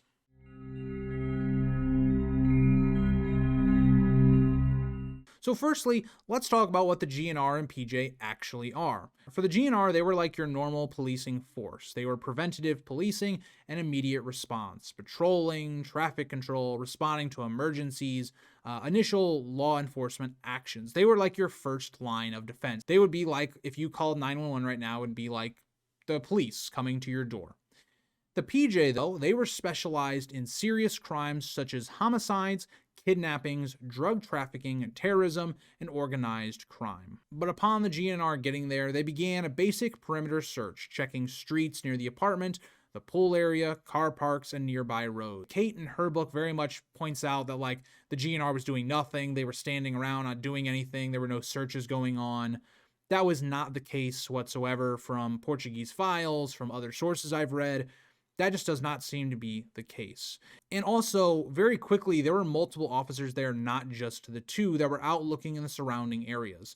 The initial reaction by the GNR was that possibly Madeleine just wandered off. That was their first indication. You can tell that in the way that they searched for her. And that's one thing that I will criticize the PJ and GNR a lot on. They show a pattern of once they locked on to who they thought it was or what they thought happened, they almost avoided like any other theory that could be plausible. So, for instance, right now, the only thing they're investigating is she wandered off. They're not even thinking it was an intruder yet. They're not handling it like that. They're specifically just looking for, did she wander off? Later on, they're going to focus almost exclusively on Robert Murat. Then, after that, they're going to focus in on almost exclusively the McCanns. They are not willing to like look at multiple ways things could have happened at the same time and investigate all those different things. So like, for instance, in the John Benet Ramsey case, I defend the police in terms of they didn't just circle in on the Ramseys right away. They were investigating other leads that they possibly had. Eventually, they focused in on the Ramseys because of all the leads had gone nowhere. There was nobody else that they thought could have been responsible besides the Ramseys. This is not the case here. Like that was not the case here at all. So I did want to point that out. The police then entered apartment 5A, but did not properly seal it as a crime scene. Family, friends, staff, and later police moved in and out freely, contaminating potential evidence. The officers themselves also contaminated the scene by not taking proper precautions. They weren't really using gloves, and some were even moving and touching things, which is something you never do in a crime scene. You want to keep everything the same. You don't want to move anything. You want it to all stay the same so that you can get better forensic evidence and you can try and figure out what happened. But when you move things and you change the way things were, now your crime scene's completely different. And even worse, other things were allowed to be taken from the room, like Madeleine's toy and her blanket, which would become major parts of the investigation later, as Kate would have both of these things. It was clear right away that the GNR just was not prepared to handle this case early on. But with that being said, they didn't have an easy job. They had a language barrier to work through, a child who had been reportedly missing for about an hour, a contaminated scene on arrival, and trying to decide if this was just a case of Madeleine walking off or a kidnapping. They definitely failed this case, but not in the way that Kate and Jerry make it out to be. Kate and Jerry make it out to be that they didn't even try, that they were just not trying to help at all, that they didn't seem to care. They definitely seemed to care. They just didn't handle it the best. And like I'm going to reference again with the John Benet case, it's almost the same thing repeating. Whereas in the John Benet case, it was very clear that the Boulder police did not have the necessary training or anything like that to deal with the case efficiently. The same is true here with the GNR. The GNR just were not properly equipped to deal with a situation like this. This should have been more handled by the PJ, and unfortunately the PJ wouldn't get there till closer to more like 1 to 2 a.m. That's a major issue because by that point, it was too late. I mean, the crime scene was already destroyed. There wasn't a whole lot of concrete evidence you could gain from the crime scene because of how it had been treated. And I just want to sum this up with the mistakes the GNR made in those early hours of the investigation. There was no immediate house-to-house search, there was no control over the number of people entering the apartment, and there was no forensics preserved in those first vital hours. From 11:30 to midnight, we saw more GNR patrols arriving and joining the search. They searched nearby beaches and wasteland, as well as roads out of Praia da Luz. Witness later recall locals being woken up to join the search party. So there were also volunteers. It wasn't just the GNR. It was people that were seeing the panic, the situation going on. It was the resort staff. There was a lot of people looking for Madeleine at this point. It wasn't like it was 2 officers that were just doing nothing. Like Kate kind of makes it out to be. There was a lot of people looking for her, and no one would find her. Dogs from the GNR were also requested, but were not immediately available that night. And after midnight, around 12 to 1 a.m., the PJ were informed. It was clear the child wasn't being found quickly. She had either wandered off enough to it wasn't easy to find her, or she had been kidnapped. The GNR notified the PJ in Portimao at midnight. PJ detectives would arrive in Praia da Luz in the early hours, approximately 1 to 2 a.m. The PJ had an even tougher situation than the GNR. The GNR had completely destroyed the forensic evidence. The crime scene was a mess. There was too many people in the apartment. It was just a complete and utter failure. The PJ, though, decided to interview Gary, Kate, and other members of the Tapa 7 throughout the night, and they also took initial witness statements, but they were very much criticized for not doing this systematically well enough or even without enough urgency. And as we would see in later investigations done after the fact, they hadn't even really interviewed all the possible witnesses that could have known something, and that is another huge problem that the PJ added on to the fact that the GNR had not done a good job. They examined apartment 5A, but by this point, the scene had been heavily contaminated. No roadblocks were set up until much later, meaning if an abductor had used a vehicle, they could have left the area freely. And that's another problem, is that if you were a kidnapper, there wasn't anything to stop you. And especially if you think that if Madeleine was kidnapped around 9:15, there's 45 minutes until Madeleine is discovered as not being found. It's another almost 2 hours until even the GNR get there. You would have had plenty of time to get out of really town. And so, again, I don't think roadblocks necessarily would have helped, because by the time the GNR got involved, the person would have already fled probably. By 2 a.m., GNR officers had arrived with German shepherds with a blanket with Madeleine's scent on it. These officers would have no real success in their searches around the area, but they worked until sunrise. So even though they had no success, they worked for hours. And, Kate points out at the end of that night that, she looked out and she felt like nobody was doing anything, that there was just like 2 officers outside the apartment, and she felt like nothing was being done. People were working overtime. They were working from night to day to try and find Madeleine. It's just nothing really went well. And the other thing I want to point out, the dogs that the GNR officers had were not tracking dogs. These were not dogs trained to find someone, but really they were in public order work. So another blunder is you don't have the right dogs for tracking somebody. But with that being said, German Shepherds, regardless, are good at tracking. They do have great noses and great abilities to do what the GNR was asking of them. But I still think you need tracking dogs. You need dogs trained for stuff like this. But with that being said, there was no trail, no trace of Madeleine McCann found really anywhere from these initial searches. Even further would take until the next afternoon until a helicopter would be used in the search and local authorities would be asked for assistance. Local chief investigator Goncalo Amaral later would applaud the efforts being done, as many were working the case when they were off or putting in extra hours to help. It does seem like the GNR, the PJ, especially these very early hours, were throwing as much as they could at that. They were pulling people that were not on duty to try and help find Madeleine. So I don't think that the problem with this case was the GNR and the PJ's lack of trying. I think it's the lack of execution. I think it's that they just were not as well run as other policing agencies probably were. And that's the thing you kind of struggle with in this case. Sylvia, a maintenance and service manager, would also work as the translator for the police and the McCanns. Also a very important person to this case, Robert Murat, would also serve a similar role as well, especially with like the media. At this point, though, Kate would tell the PJ that she believed that her children might have been sedated, but again, no testing was done on this that night, and so we could never verify if they were truly sedated at all.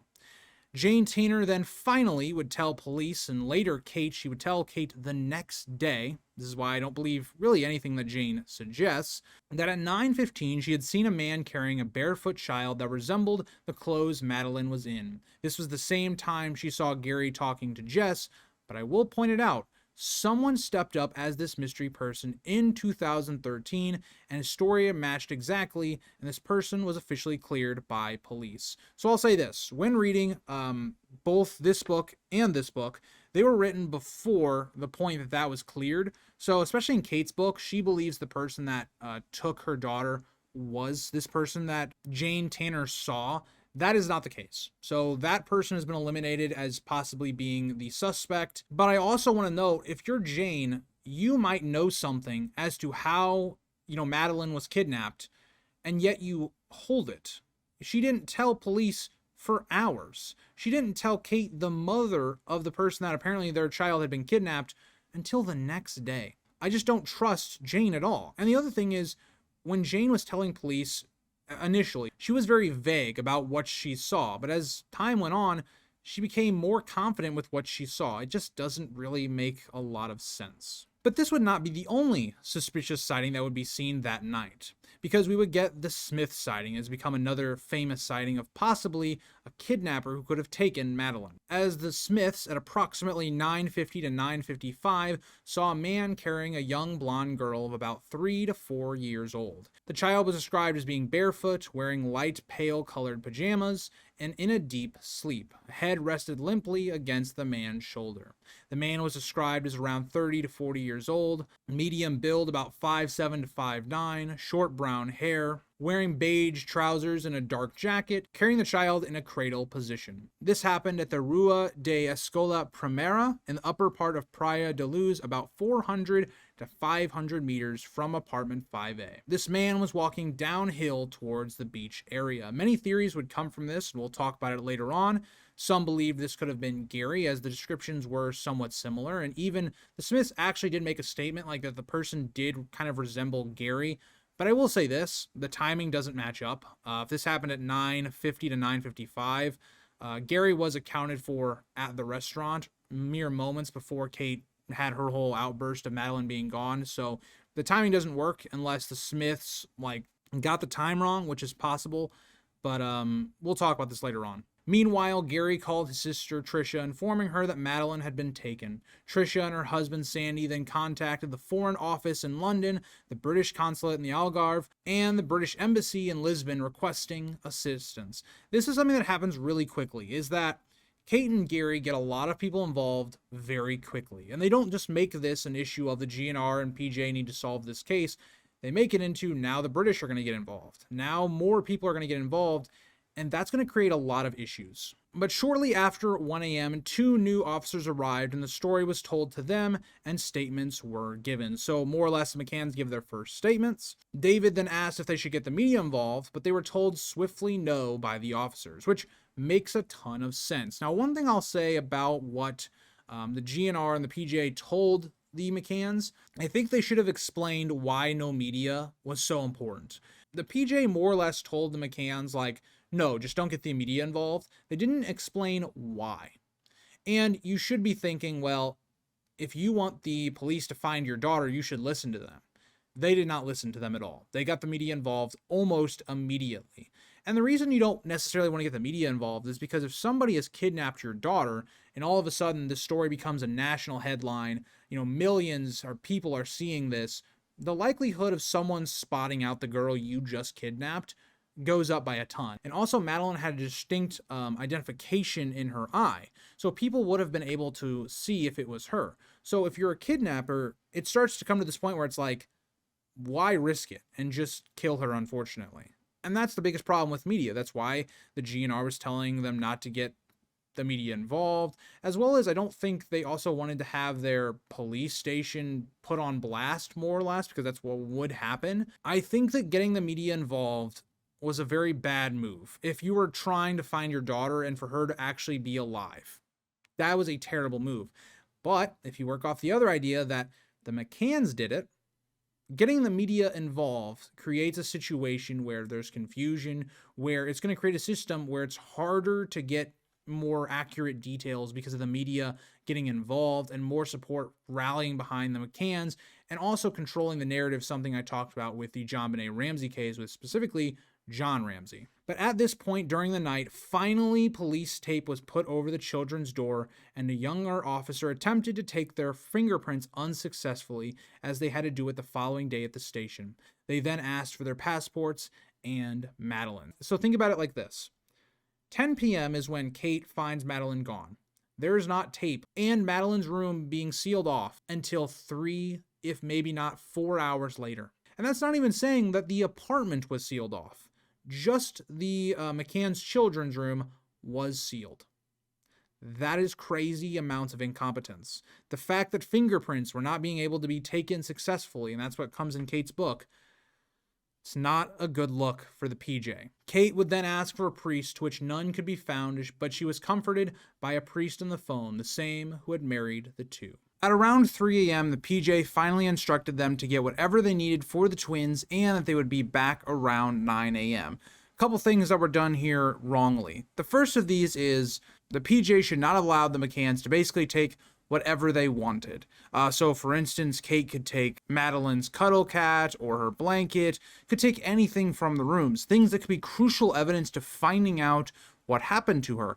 And even when we get to later on in this case, like, this is going to be huge factors. The cuddle cat is something that a lot of people draw on for possibly the McCanns being involved. And so doing more contamination that was already being done, the PJ made a huge blunder there. The second part of this is, again, this is coming from Kate's book. The idea that you tell them we'll be back by 9 a.m., it might be a little bit misleading. We know that the PJ and the GNR were still there. Like, they were still on the premises. There were still searches going on throughout the night into the day. And so from McCann's point of view, I could see, if this actually was the words that happened, them going, wait, they're just going to stop? They're going to come back 6 hours later? What are they doing in that time? And so I can see the idea that the McCanns might have felt, a little bit helpless in terms of the police not doing anything for a couple hours, but that wasn't the case. I just think the wordage might have been a little bad here from the PJ, or the McCanns, especially Kate, is lying exactly on what was told to them. But at this point, Kate suggests that David tried to reach out to Sky News, but his email got buried. But eventually, through Rachel and friends from the UK, the word would be out by 7 a.m. So within 6 hours, more or less, of the PJ telling the McCanns, do not contact the media, do not get them involved, the McCanns had already disobeyed this and gone behind their backs. I'll say this. I understand the idea of contacting the media, trying to get the word out about your daughter, trying to get any assistance that you can to try and get her back, if there was an intruder. But the idea that the police is actively telling you not to do something, and then you go behind their back and do it, when you start to get to where the police are not cooperating with you as much as you would like, it's because of things like this. You're not cooperating in terms of what they're telling you to do. You've now changed the way this case is going to be handled. It's not just the PJ anymore. Eventually, the UK is going to get involved with their own investigation team, and it's going to conflict with the PJ.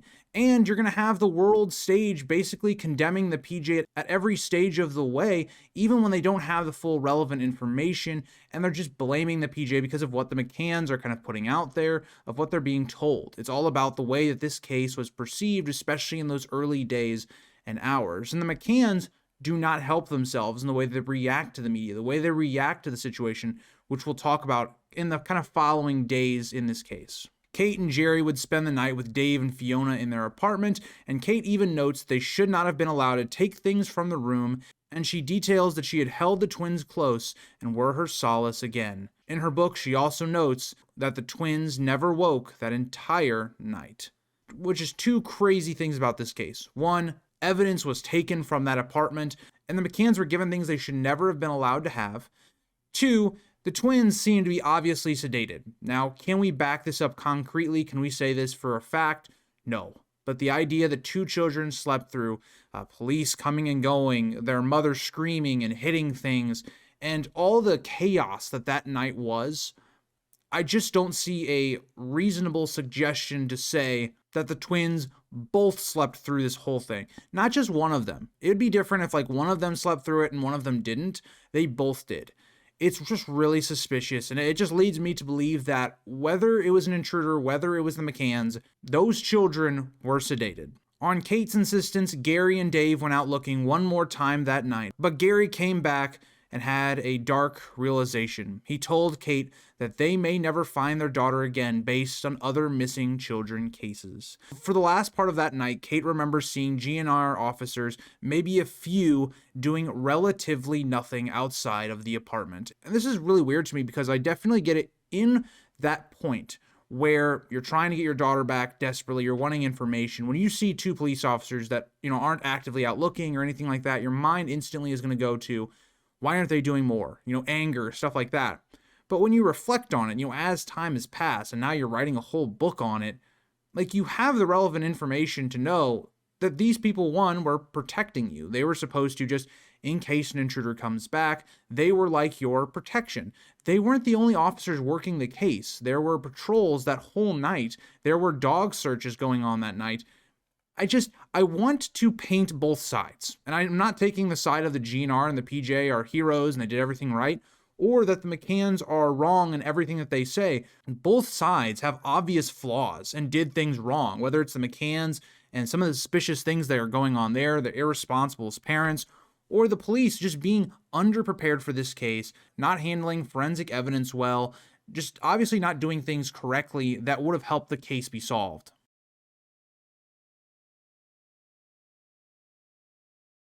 The next day, the 4th of May, Kate notes that her and Gary went looking for Madeleine on streets that they had never been on, looking everywhere. She specifically notes they were alone and were gone from Dave and Fiona's apartment for an hour before returning. I will say this, if you are somebody that believes that the McCanns were involved, in terms of disposing Madeleine's body, this would have been the last opportunity in my opinion, just given the fact that after this point, it is going to be a media circus around the McCanns. They really probably wouldn't have had any opportunity to have disposed of the body.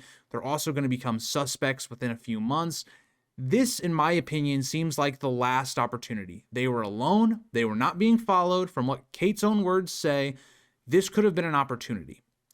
Am I suggesting that that is what happened? No, but I'm putting forth the idea and the timeline for the different theories that will evolve in this case. On this day, Kate would also be informed of some suspicious leads, possibly the one I talked about with Jane, who mentioned the person that had been carrying this girl away during the meeting of Jess, and then also Gary in the street, which Jane then saw.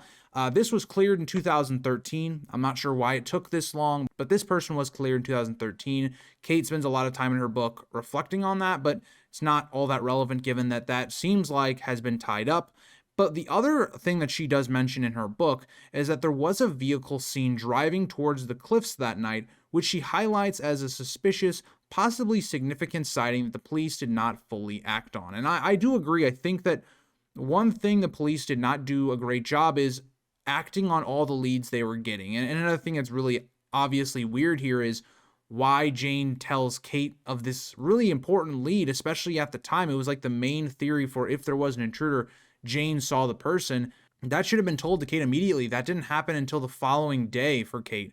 That is a really weird thing for Jane to do, especially given the situation. Kate then notes on the 4th, this is when the media pressure began to start. She felt that the media had a lack of empathy towards her situation, and something I'm going to talk about here is the fact that you bring in the media willingly. It wasn't like the McCanns didn't want the media to be involved. They were actively seeking out getting the media involved, getting attention on this case, and I've talked about why they might have done that. But when you get this pity party that Kate kind of throws for herself and Gary, and like, yeah, they lost their daughter, that's horrible. But then they start going, oh, the media, they're making our lives a living hell. It's like, you're the ones that got them involved. The PJ told you, don't get them involved, and you did that. That is on you. That is your responsibility, and really nobody else's. Like, yeah, the media could have probably handled things better, been a little bit more sympathetic, but at the same time, that is the media. I mean, this isn't a foreign concept that's being introduced to the McCanns. In this early morning, she was also introduced to Robert Murat, who acted as an interpreter between the police and the McCanns as well, and Robert would soon become a formal suspect of the case as his presence around the case lingered. He seemed to be somebody kind of hovering around the media, wanting information on the case. It kind of painted him to be kind of suspicious. Now, with that being said, does suspicion mean that there's any probable cause against this person? Not a drop at this moment. At 10 a.m. on May the 4th, Kate, Jerry, Jane, David, and Matt would be taken to the police station to be interviewed, and the others would be interviewed later as some people had to stay behind to watch their children. While at the station, Kate began seeing people on the news telling of their case and how the police was not helping. I want to emphasize something. Kate seems very blind to this. Why do the police not seem to really like them that much? Well, one, you've already gone behind their back and told the media. Now, the second thing, the media is putting the PJ on blast. We are only within the first 12 hours of the case. And already the media is just painting the Portugal police as incompetent, as being like not as great as the UK. And like the PJ were not great, but at the same time, they were not working with a full hand. I just want to point that out. Kate seems just flabbergasted as to why they might meet hostilities in the police because of their exact actions. And this is one thing I think the McCanns that really drive me nuts and probably drive a lot of people nuts is their lack of accountability, their lack of responsibility. They just don't take any of it. They seem to blame other people for all of the issues that go on in their life. Like I just don't see any of that accountability. So I don't know, maybe that's me being a little too harsh, but that's kind of the way I read these people, and especially through Kate's book. I got annoyed reading this book because of how much of that was in there. But getting past that, Kate was fully interviewed around 2 p.m., but just like in the John Bonet case, Kate was given special privileges. She was allowed to have Gary in the room when being interviewed, something that is unheard of, especially here in the United States. You would not be granted this benefit. It's the same thing I talked about in the John Bonet case, is that special privileges were going to these people. If I was being interviewed for some sort of crime that happened, I would not be allowed to have, say, my mother in the room to give me emotional support. That's not how the legal system works. And again, I think it's one of those jarring things here. Like, why was this allowed to happen? I will say this, though. The McCanns at least were willing to do interviews and were seeing to try and help the police to some degree solve this case. This is not at all what happened in the John Bonet case. Like, just this simple thing, like a sitting down interview at the police station in the John Bonet case did not happen until 3 to 4 months later. So I'll give the McCanns credit in that point. They didn't initially hide behind lawyers and PR and stuff like that. Now, they definitely would later on, but at this point, they did not. The interview, though, would take 4 hours, and then they were given a number to call with any questions, and they would be updated later that night. By the time that Kate returned to their apartments around 8:30 p.m., the place was lined with reporters and crews. The case was growing more difficult by the hour, especially for the PJ. Not only did you have to solve a very difficult case that was not handled the best, they now also had to deal with answering to the media, as there would be a media circus surrounding the McCann case. And some might ask, was this a calculated move by the McCanns? Did they plan on this, that the media would make it more difficult for the investigation to proceed and therefore maybe help their position if there was some sort of accident? Or was this just genuine? They were looking for their daughter because of an intruder. That is left up for you to interpret. But by this point, by the time they had gotten back from this interview, that late that night on the 4th, they were being surrounded by people. The McCanns had a PR specialist, a psychologist, British officials, family. It is very similar to the John Bonet case in terms of very quickly they were surrounded by people to lean on and to give them advice. But at 10 p.m. that night, Gary and Kate would make a statement. More Gary, but Kate would also be present. Gary wrote down their speech, and no one objected of the McCann team, and he gave the speech in front of the world. Notably, Kate would say nothing at all while holding Madeleine's cuddle cat toy. Many would criticize Kate, and still do to this day. She looked cold, emotionless, all that kind of stuff.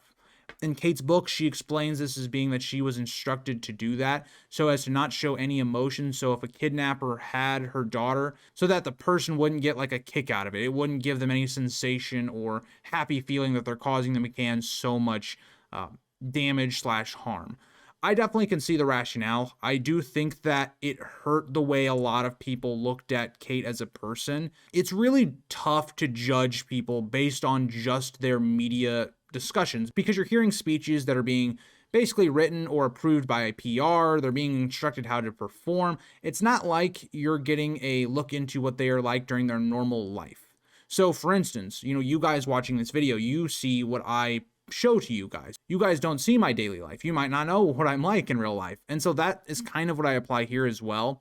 But I do think, kind of similar to the Ramseys, they do not, show themselves well to the world. That night, Kate says they were not contacted by the police and they had no word on what was happening. They attempted to call the police, but got nothing besides that they were doing what they could, as Kate had another breakdown. And you can totally understand this. What are the PJ doing? What is being done to find your daughter? At this point, though, the PJ just didn't have anything to really report. There was no real new leads at this point. But this moment would really kickstart where the McCanns would start to push forward and trying to take action themselves.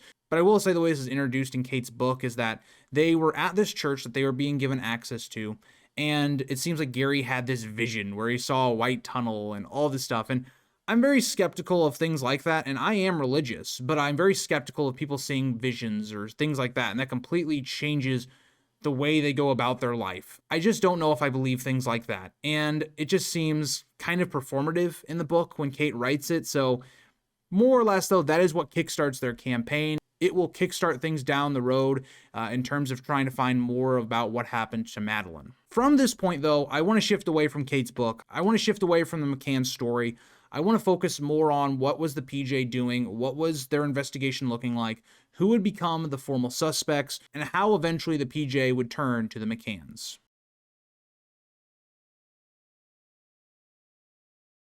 Only 11 days after Madeleine McCann disappeared, Robert Murat would become the first person officially declared an arguido, a formal suspect, in the Madeleine McCann case. This was a huge turning point for the case. It was the first person that they had a true lead on. And Robert Murat, unfortunately, was dragged through the mud. He was a British-Portuguese property consultant living with his mother near the Ocean Club and began acting as an interpreter between the police and locals. Now, he said this because he did it out of the kindness of his heart, kind of things like that, but people began to grow suspicious, especially journalists and witnesses. And they described him as being overly interested in the investigation. And you can understand that in the past, we've seen people that commit crimes, they try to stay close to the case to try and understand, what are the police learning or what are they figuring out? Are they getting onto your trail? And this led to, in my opinion, what seemed almost like a frame job, because 3 witnesses, members of the so-called Tapa 7, Russell O'Brien, Rachel Oldfield, and Fiona Payne, told police they had seen Murat near apartment 5A on the night of May the 3rd, something he strongly denied. And based on these statements alone, the PJ declared him an arguido. There was also some very sketchy things that were going on, like they were being put in a car and seeing if they could recognize him or anything like that. It was very suspicious. And so I have 2 things I want to talk about with Robert Murat here. One, the idea that he was made a formal suspect and the finger was being pointed at him based off of witness statements that were not accurate. These claims that were made by Russell O'Brien, Rachel Oldfield, and Fiona would be false. Later, they would redact some of these. So there was almost no basis for Robert Murat being the person that kidnapped Madeleine or any of that kind of stuff, and the finger was pointed to him with almost no actual evidence. The media targeted him. He became a punching bag for the entire world following this case. There were crimes done against him and his clients in terms of like firebombing. I don't remember if it was his car or one of his clients' car, but he was dug through the mud on basically nothing. And the second thing I want to talk about largely deals with the PJ. What I've seen from the PJ from looking at this case is the PJ seem to do this. They follow the exact same formula. They lock on to one theory that they believe in, and they just went after that. They didn't explore other leads. They didn't interview other people. Once they thought they knew what happened, that's the only avenue they followed. So for instance, at the beginning, they only followed the idea that Madeleine just walked away. She might have got lost and maybe she stumbled into some sort of accident or whatnot. Then they turned to focusing exclusively on Robert Murat, who they had almost nothing on. There was literally no real evidence that he was involved in this case at all, besides some very baseless circumstantial evidence. And then thirdly, they then are going to turn to the McCanns. Now, I think the McCanns should have been looked at much earlier in this case. It took months for them to be even looked at. It's this idea that all of these things should have been working in tandem and investigating all of them. It's something that I'll give credit to the JonBenet Ramsey case is the Boulder police didn't just instantly look at the Ramseys and just discount everything else. They did look at leads of who had access to the house, who had keys, who were people that possibly could have been involved. And then they also were looking at the Ramseys themselves, especially once they started making themselves more suspicious. That's not the case with the Madeleine McCann case at all. So that's another huge criticism that to me became glaring looking at how they treated Robert Murat. But Robert Murat would stay as a prime arguido for a year. They didn't find really anything on him. He would eventually be cleared nearly a year later, alongside of the McCanns after the dog searches and all that kind of stuff. But as of right now, I'm going to just put him aside. I don't think he's that relevant to the case. I mean, he's relevant to the history of the case, but not relevant to actually finding who did this to Madeleine McCann, because there's almost nothing on him at all. And he was cleared later on anyway. And for the time being, there wasn't any new leads or targets until August, as the PJ would start to point their finger at the McCanns.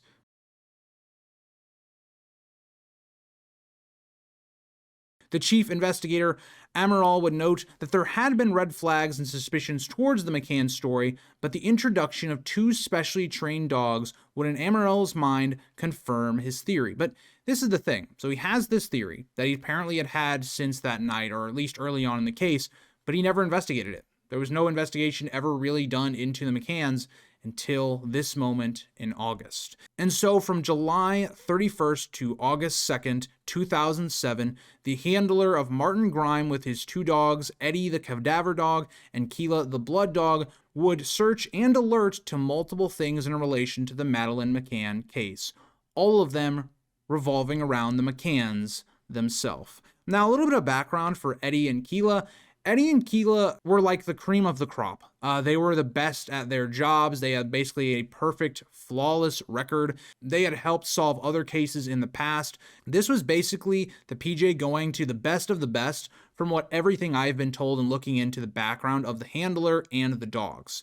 Specifically looking at what the dogs do. So Eddie the cadaver dog is mostly for human remains or decomposition or decay. That's what mainly Eddie is going to alert to. So for instance, if there was a scent of a dead body in an apartment, Eddie would go off. And now turning to Keela, Keela would be able to alert to blood, and specifically human blood. I want to point that out. That is not animal blood. There is a difference, and Keela knows the difference from everything I read up in Keela's background.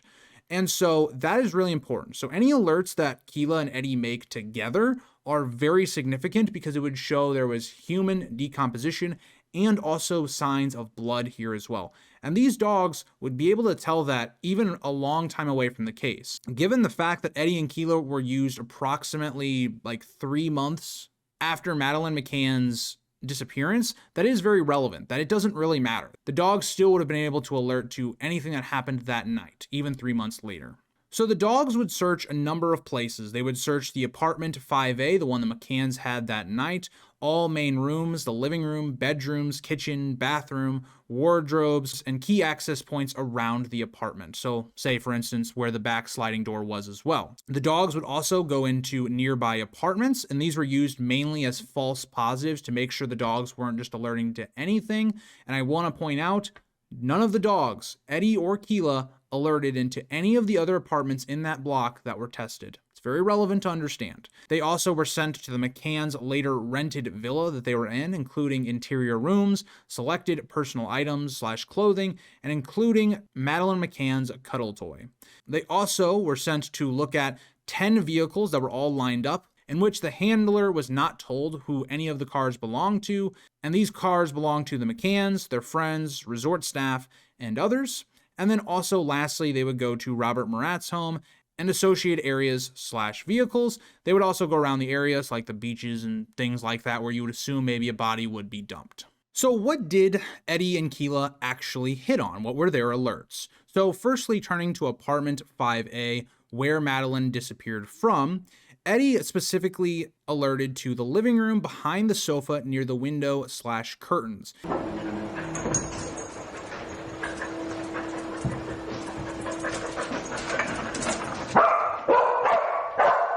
And the handler specifically says that when Eddie entered the apartment, Eddie seemed to be very excited. In terms of Eddie could already smell the scent upon entering. And even more interesting, apparently Eddie wasn't even needed to be commanded to start searching. Eddie was like really excited to already do that. Something that the handler said was very unheard of in his report to the PJ and to the public as a whole. I find that really interesting because that was not reported for any of the other apartments. And so that tells you right away there was something very different here. And it's why a lot of people start to point the finger at the McCanns. But also, even more interesting, Keela, the blood dog, also alerted to the same general area behind the couch that Eddie had alerted to as well. Now we have a link between both dogs to a possible spot where a human body was, or there was remains, and where blood had been. Eddie, the cadaver dog, also then alerted into the bedroom around the wardrobe/closet in the corner of the parents' bedroom. But I want to make it clear, the handler states in his report that this might not be as clear, that there might have just been like a scent that had been passing through the apartment, as it wasn't like as specific as the alert had been to behind the couch. So I want to really point that out, that it could just be that the scent had traveled through the apartment into this room, and that was where it was like more built up in this corner of the room. So that is kind of what the handler says about that. And it also kind of builds with the fact that Keela did not alert to this either. So we'd say that more of the concentrated human remains of what they alerted to was behind the couch in the living area. We also then did get some alerts from Eddie around the veranda outside the parents' bedroom and in the garden area directly under the veranda as well. So if there was a possibility where you believe the McCanns did all of this, likely a hidden area could have been outside in the garden area, is kind of what the theory that I think is the most believable could be. Next, Eddie and Keela went to the McCanns' rented villa, and they alerted to a couple things. Firstly, they alerted to personal items/clothing and a child's toy, as Eddie alerted to the Cuddle Cat, Madeleine's soft toy that we saw Kate holding in their first announcement through the media. We saw her holding that, but very interesting to note is that Kate had actually washed the Cuddle Cat before the dogs had come to test it. And so that shows to me that Kate was trying to hide something. Now, could it be just the Cuddle Cat was dirty and Kate was washing it? Maybe, but the timing is really suspicious. You do this right before the dogs come. Right before. But it didn't fool Eddie. Eddie still alerted to the Cuddle Cat. Then Eddie would also alert to an item of Kate McCann's clothing, and in some reports, a second clothing item as well. Now, Keela, the blood dog, would not correspond to any blood alerts to any of these items. So what the report said by the handler is this could possibly be traces of that decomposition that maybe had traveled either through the air or in contact with clothing that Kate had worn or the Cuddle Cat as well. So that is kind of the working idea or theory, is that if Madeleine McCann had an accidental death, her decomposition, that scent, then went into the Cuddle Cat, went into the clothing that Kate had. But like I said, Keela was not able to back this up with any blood. The next thing to note is the multi-car lineup of the vehicles, in which the handler says in his report he was not told what any of the cars belonged to, which ones they should keen in on, or anything like that.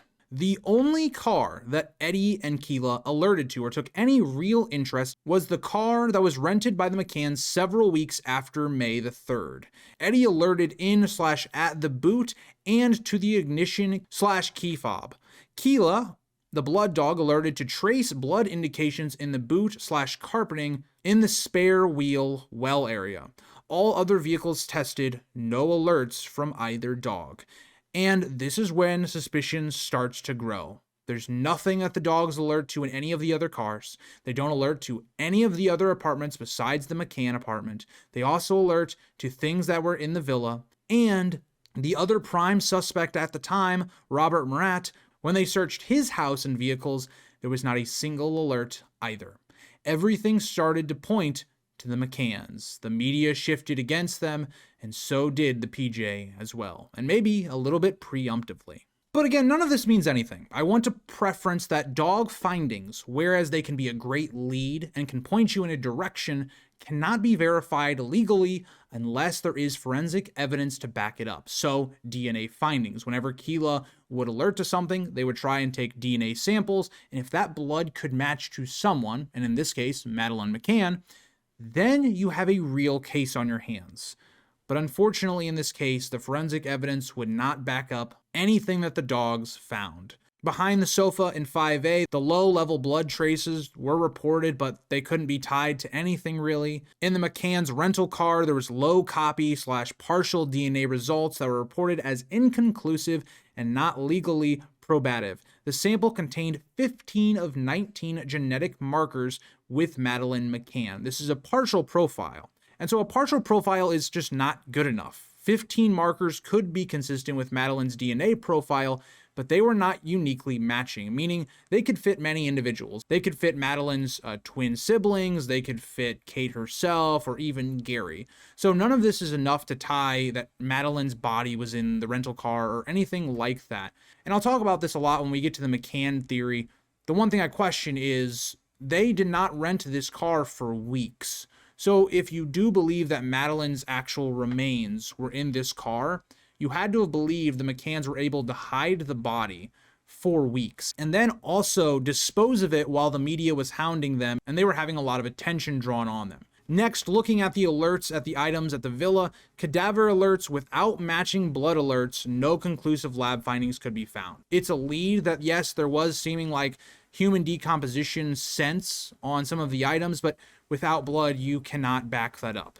And so the key takeaways from the handler and some of the investigators, now not all the investigators, they stated that dog alerts guide inquiry but are not proof on their own. The laboratory work that followed did not produce conclusive evidence.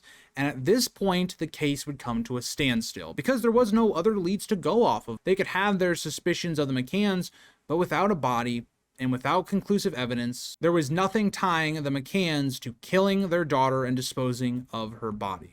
But I will say this, the PJ once again mishandled this because what the PJ was doing is they were actually alerting the media to these alerts and were pointing the finger at the McCanns before the forensic evidence even backed up the alerts or even the claims that they were making. So again, irresponsibility from the PJ. It more seemed like them trying to shift the narrative off of themselves and being condemned by basically the entire world to now focusing that on the McCanns. But either way, the alerts of the dogs would force the McCanns to officially become named Arguidos on September 7th, 2007, around a month after the dog alerts. That morning, the McCanns would go in for questioning, but unlike Kate's previous talks with the PJ, she says she was told by her lawyer to remain silent and would decline answering 48 out of 49 questions that they had asked. So now we're kind of having a flip. At first, the McCanns seemed to be willing to cooperate with police and answer their questions, but now that they are being put under the microscope,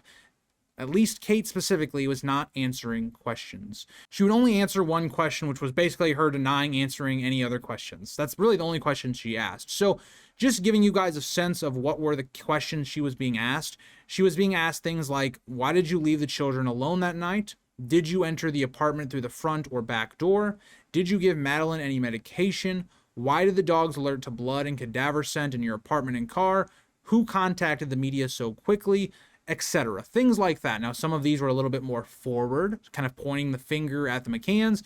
Some of them were also a little bit more innocent, like just explaining things that happened that night. And so many have questioned Kate not answering any of these questions. You're trying to find your daughter, but now that the heat's on you a little bit, you completely back off and stay silent. I can understand this from Kate's point of view, and especially from a legal sense. If you're looking at it from a legal point of view, you don't want to answer any questions. They don't have anything on you besides the dog findings, and those didn't have any forensic backing. There is nothing that at this point could tie them to being legally prosecuted for the murder and cover-up of their daughter. So legally, it makes sense. Is it a good look from Kate? No. It's not a good look when you're not helping the police find your daughter or any of that kind of stuff, but I do understand it from a legal sense.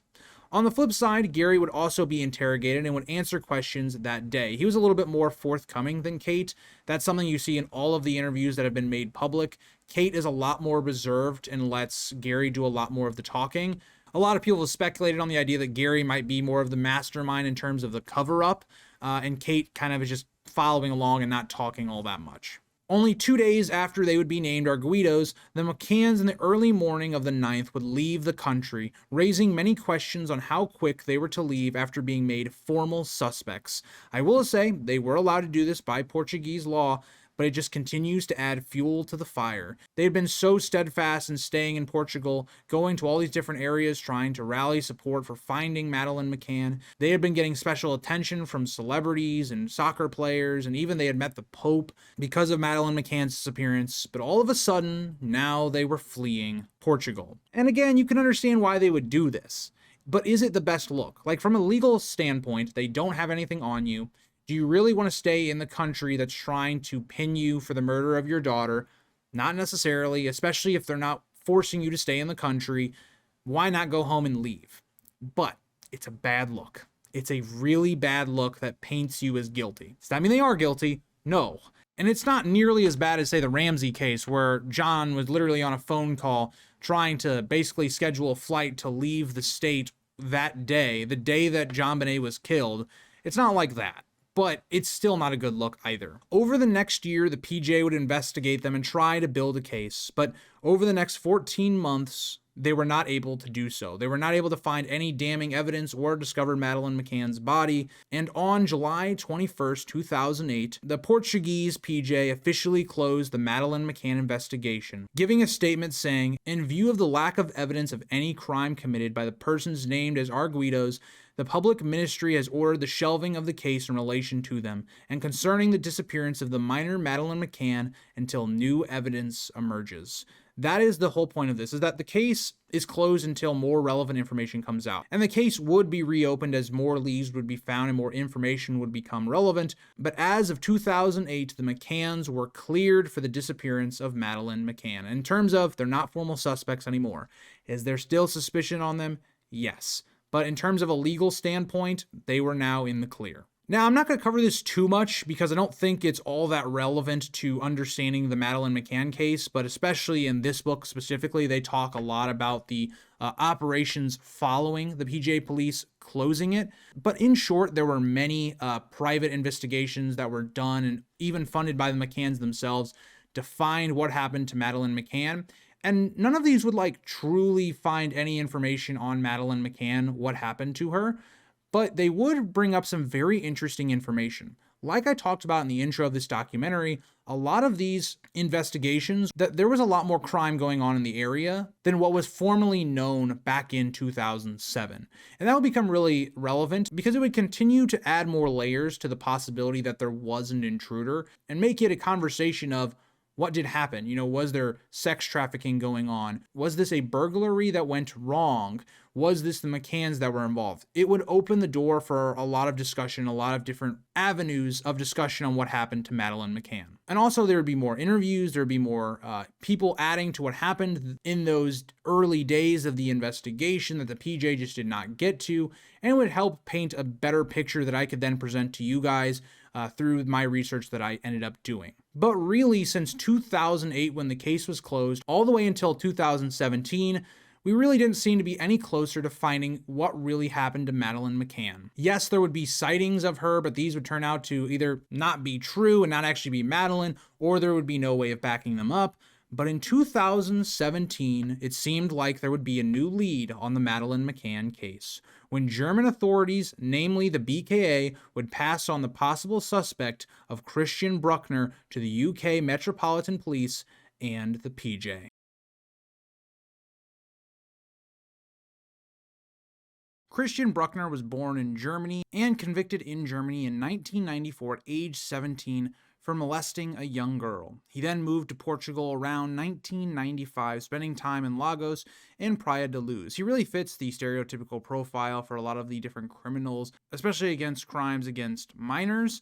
When you look at what I talked about earlier on and some of the things that were going on underneath the surface of Praia da Luz, Christian Bruckner fits that to a T. He commits an awful crime in another country and then comes to seek kind of like asylum, or more or less just leaving Germany to go to a country where he's not known as being the criminal that he is, and so that he can get away with it and start basically a new life, more or less. Bruckner would live off petty crime, burglary, theft, drug dealing, and working odd jobs for expats. He was known locally as a loner and a troublemaker, often living in abandoned buildings or camper vans. He had no stable address but was known to frequent the Ocean Club area. Christian Bruckner, for a lot of reasons, kind of fits the profile. He was in the area, living there at the time. He is a criminal, especially with crimes against minors. there's a lot here that makes sense on the surface as to why Christian Bruckner would be involved in this case and why the finger would start to be pointed at him. But the real question would be, is there any true evidence to back up the fact that Christian Bruckner could have abducted and possibly killed Madeleine McCann? Well, during the years 2006 and 2007, he definitely lived in or near Praia da Luz during the exact period of Madeleine McCann's disappearance. He also rented a rundown farmhouse outside of Praia da Luz, and there would be a lot of frightening things that later on the PJ and the police that were investigating Christian Bruckner would find there, in terms of especially things related to crimes against minors, in terms of sexual crimes. I'm trying to dance around using certain wordage so this video doesn't get demonetized. And you get what I'm trying to say. Like, Christian Bruckner had this farmhouse area that would have been a great disposable place for bodies or things that he didn't want people to find. He fits the bill of having access and the ability to do everything that the PJ would have been looking for. He also owned a camper van and also a Jaguar XJR6, both of which he used to travel around the Algarve. Witnesses later told police he was often seen watching the Ocean Club complex and had broken into holiday homes for money or valuables. So now we have more witness testimony stating what we'd already been seeing in this case, that there had been people kind of mysteriously looking at the Madeleine McCann complex in the days following up Madeleine McCann's disappearance, and also the reputation that it had of break-ins and things like that. Like I talked about in the background, even in the block that the McCanns were in at the Ocean Club complex, there had been break-ins even months earlier than when they stayed there. So getting to some of the key forensic points, some of the stuff that's been made public to us, on May the 3rd, 2007, there was cell phone data that placed him at near the Ocean Club between 9:10 and 10 p.m., the critical window in which Madeleine disappeared. Now, we don't know necessarily exactly when she was taken, and a lot of that honestly comes down to the fact that we can't necessarily trust the check that was done around 9:30 before Kate's check, but the idea would be in that hour to 50-minute range is when she could have been taken, if she truly was taken by an intruder. We know that Bruckner received a 30-minute phone call in the evening of May the 3rd, 2007, between 7:32 and 8:02 p.m. The cell tower that handled the call covered Praia da Luz, including the Ocean Club area. The person who called him had been identified and interviewed, but was cleared of involvement. And so this call didn't necessarily implicate him in some sort of crime that Christian was actually planning that night. Like, this call wasn't, for instance, contacting someone about capturing Madeleine McCann and transporting her out of the country or anything like that. It wasn't something like that. It wasn't a call that linked him to the case, is what I'm trying to say. Investigators do believe that this proved he was in the immediate vicinity that night, placing him within range of the apartment when Madeleine vanished. Now, that's all fine and dandy, but there was a lot of people that could have been in the vicinity of the apartment. You can't necessarily throw someone in jail for this crime just because their background would indicate that they could have likely done something like this to Madeleine, given their background and the crimes that they've already committed, and just because they were in the vicinity of where she went missing. There's not enough to just say that he was the one that took Madeleine. And so that's something that you're going to run into, is that all of the pieces kind of fit just generally, but when you try to place them together, there's not nearly enough evidence to place Christian Bruckner as the person that kidnapped Madeleine McCann. But there is some more interesting things that kind of lead into some speculation and are a bit circumstantial. The Volkswagen that he had, the camper van, was frequently seen in Praia da Luz and Lagos in 2006 and 2007. German investigators said he used it to live and travel, and possibly to store stolen goods. It had hidden compartments in it to better store things, and is believed by police to have been used during or after the abduction. So it's possible that this secret compartments in this camper van could have been used to possibly hide a body, but once again, there's no forensic evidence or findings to back that any of Madeleine McCann's DNA or anything would have been in this camper van. So again, it's all kind of hearsay. It's suspicious, but we already know Christian Bruckner is a criminal. Is he the criminal we're looking for? His other vehicle, the Jaguar, was registered in his name, but transferred to another person the day after Madeleine disappeared on May the 4th, 2007. German prosecutors viewed this as suspicious timing, suggesting an attempt to dispose of a vehicle linked to the crime. I think that's a fair observation. It's very circumstantial once again, but it is very suspicious.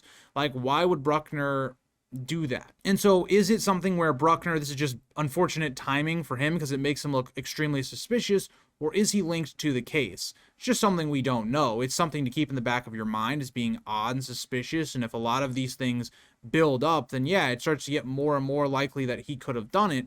But here, we're just having a lot of circumstantial stuff that doesn't really lead to the idea that he could have been the person that did it. And I think this is even further backed up because when the German police raided his property years later in 2016 and 17, they seized hard drives and USBs hidden inside a dog's body buried near his property in Germany. This guy was just mentally not stable, and that's very obvious, especially when you see on these hard drives and USBs thousands of images and videos of child sexual abuse, and also some files depicting brutal assaults, others showing Portuguese landscapes consistent with the Algarve. But the problem you face here is if Christian Bruckner is the guy, if he's the one that, took Madeleine, you would think there'd be some sort of trophy. A lot of serial killers, the one thing that always gets them in trouble is they have some sort of evidence that ties them to all these killings that they did. Here, Christian Bruckner doesn't have that. He didn't even have a single photo of Madeleine McCann on this, USB hard drive thing that he had about his kind of obsession with child sexual abuse, which is disgusting. So the problem leads to, it's like, if Christian Bruckner really was the guy we're looking for, wouldn't on these very private files that he was hiding in a dog's body that was buried, wouldn't that show any indication that he did it? And so that's the problem I have. I think that the profile fits with Christian Bruckner, but none of the evidence is enough to suggest he's the person we're kind of looking for. But witnesses also said this about Christian Bruckner. Locals and acquaintances described him as aggressive, volatile, and obsessed with sex. One ex-girlfriend, later a key witness, said he had fantasized about catching a little girl and bragged that Madeleine is gone, she didn't scream. A horrifying thing really for anyone to say, and especially Christian Bruckner, I believe.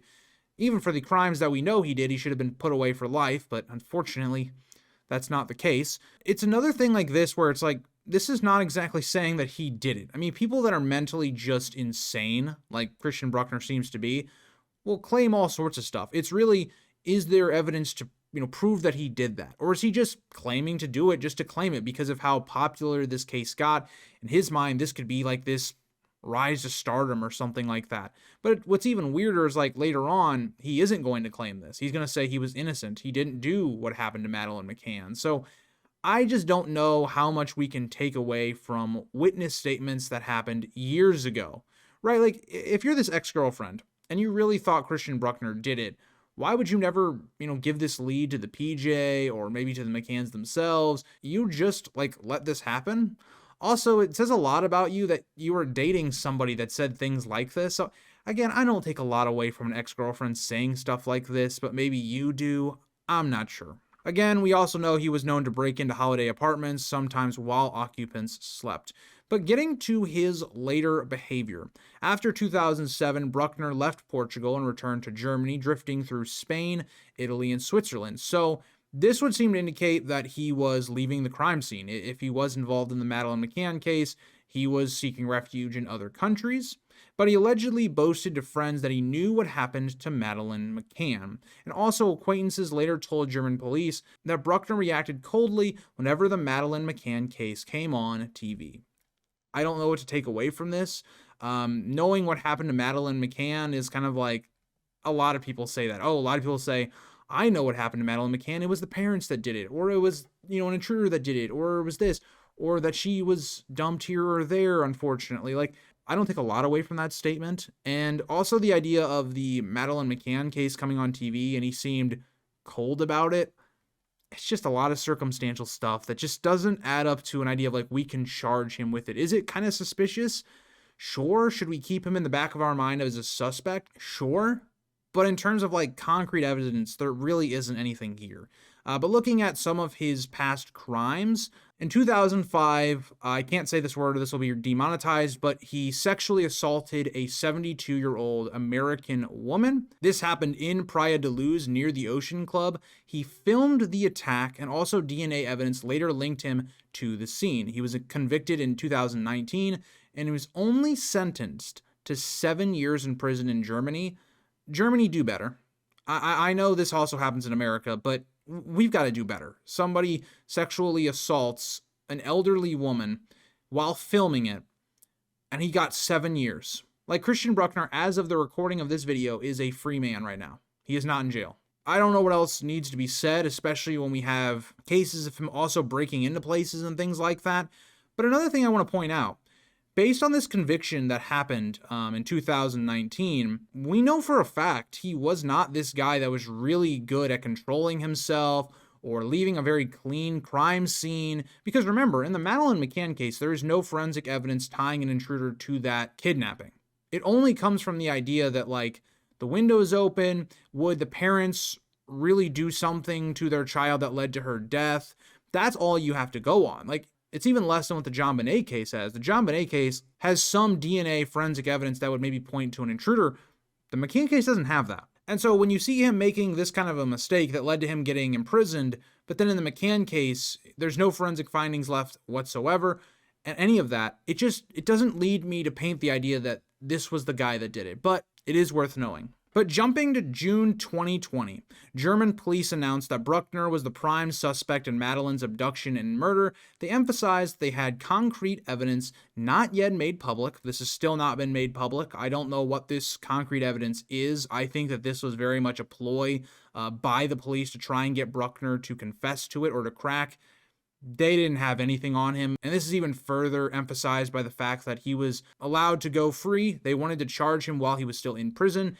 That never happened. But the German police believe that she was dead and that Bruckner was responsible. A few years later, in April 2022, at the request of German prosecutors, the Portuguese authorities officially declared Bruckner an arguido, making him a formal suspect. This allowed investigators to conduct searches and gather evidence under Portuguese jurisdiction, and they searched a reservoir area in May 2023, seizing items for forensic testings. These results have not been made public, and also Bruckner has not been taken to trial or court over Madeleine McCann's disappearance, and that leads me to believe that they didn't find anything and that they have really nothing on Bruckner at this point. And this leads to where we currently are with the case. Christian Bruckner was released from prison in Germany on September 17th, 2025, so only a couple months ago, after completing his 7-year sentence for the crime I mentioned earlier, and he is no longer incarcerated for that conviction. So right now, we're left at this point where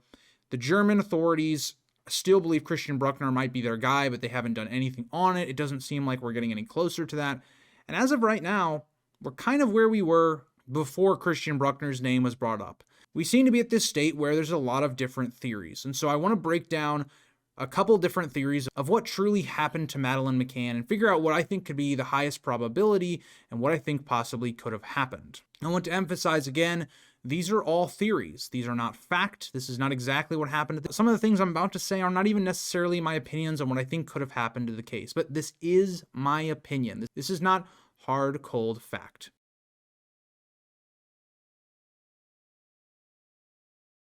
So the first theory that we have is that this was an opportunistic burglary gone wrong.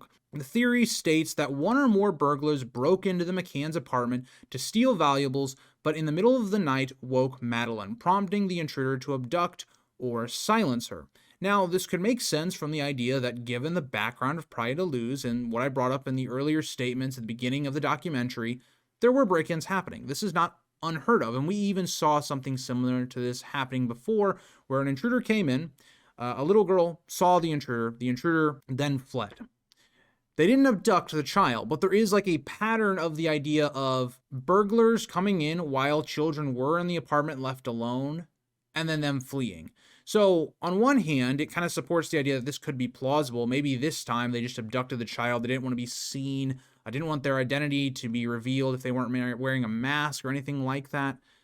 But there's also going to be some counters, which we'll talk about. We also know from previous people that had stayed at the resort that there had been break-ins that happened even mere months before the McCanns came to stay, so there is a pattern of their apartments being broken into. Operation Grange, which basically happened after the PJ had closed their case unless new evidence came up, they were kind of the leading investigation force for a good amount of years after the PJ closed the case.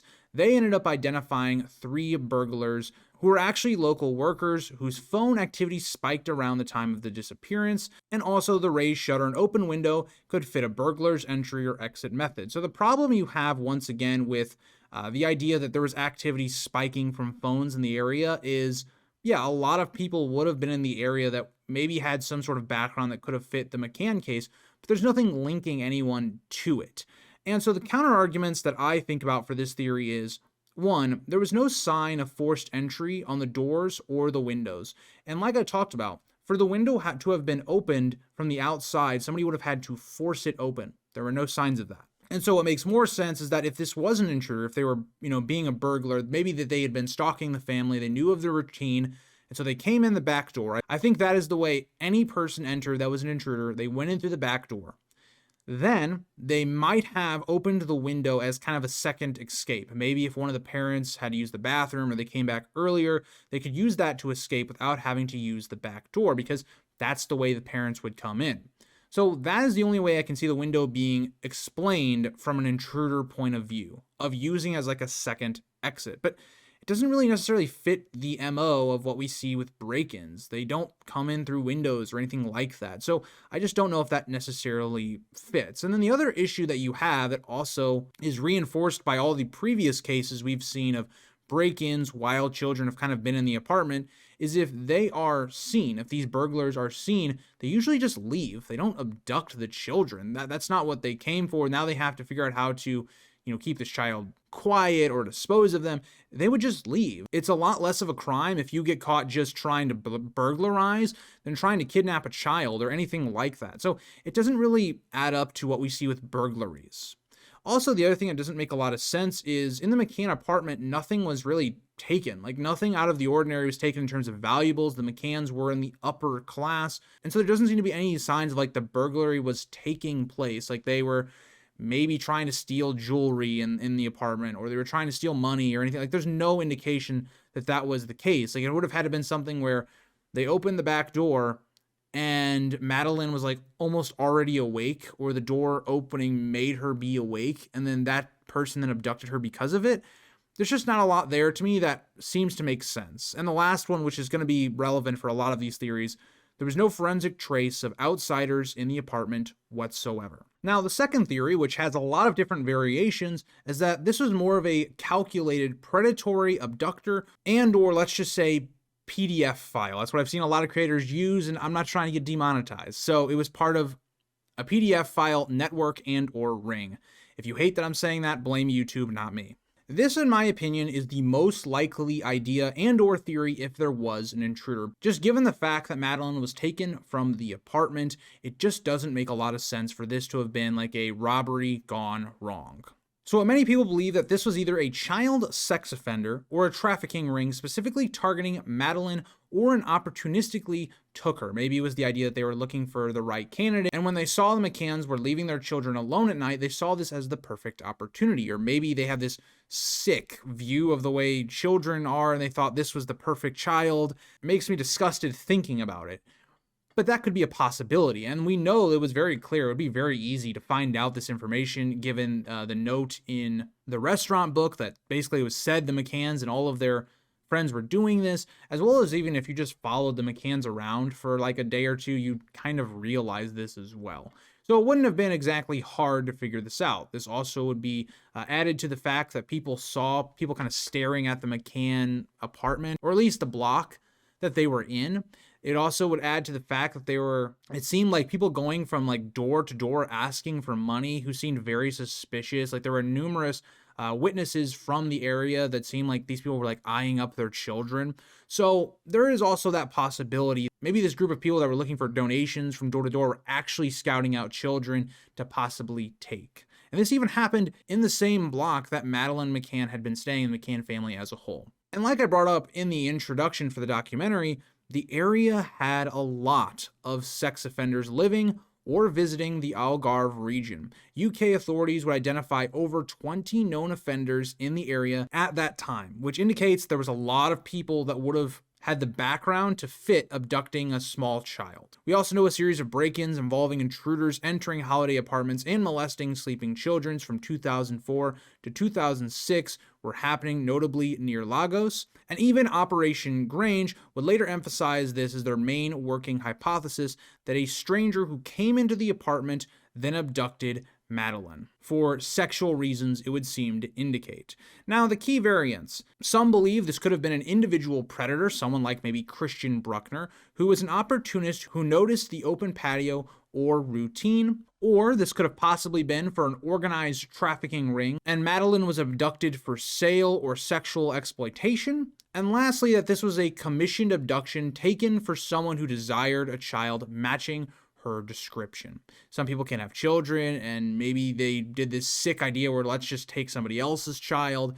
That's like the key ideas. If you believe that there was an intruder, I believe you have to fall into one of these three camps, because there just doesn't seem to be any indication that this was a robbery gone wrong. It seems like if it was an intruder, it was a targeted abduction in which the McCanns were likely either being stalked, or at least some of their information that they had been left to the restaurant or whatever had fallen into the hands of somebody looking for a child to abduct for a number of different reasons like I just talked about here.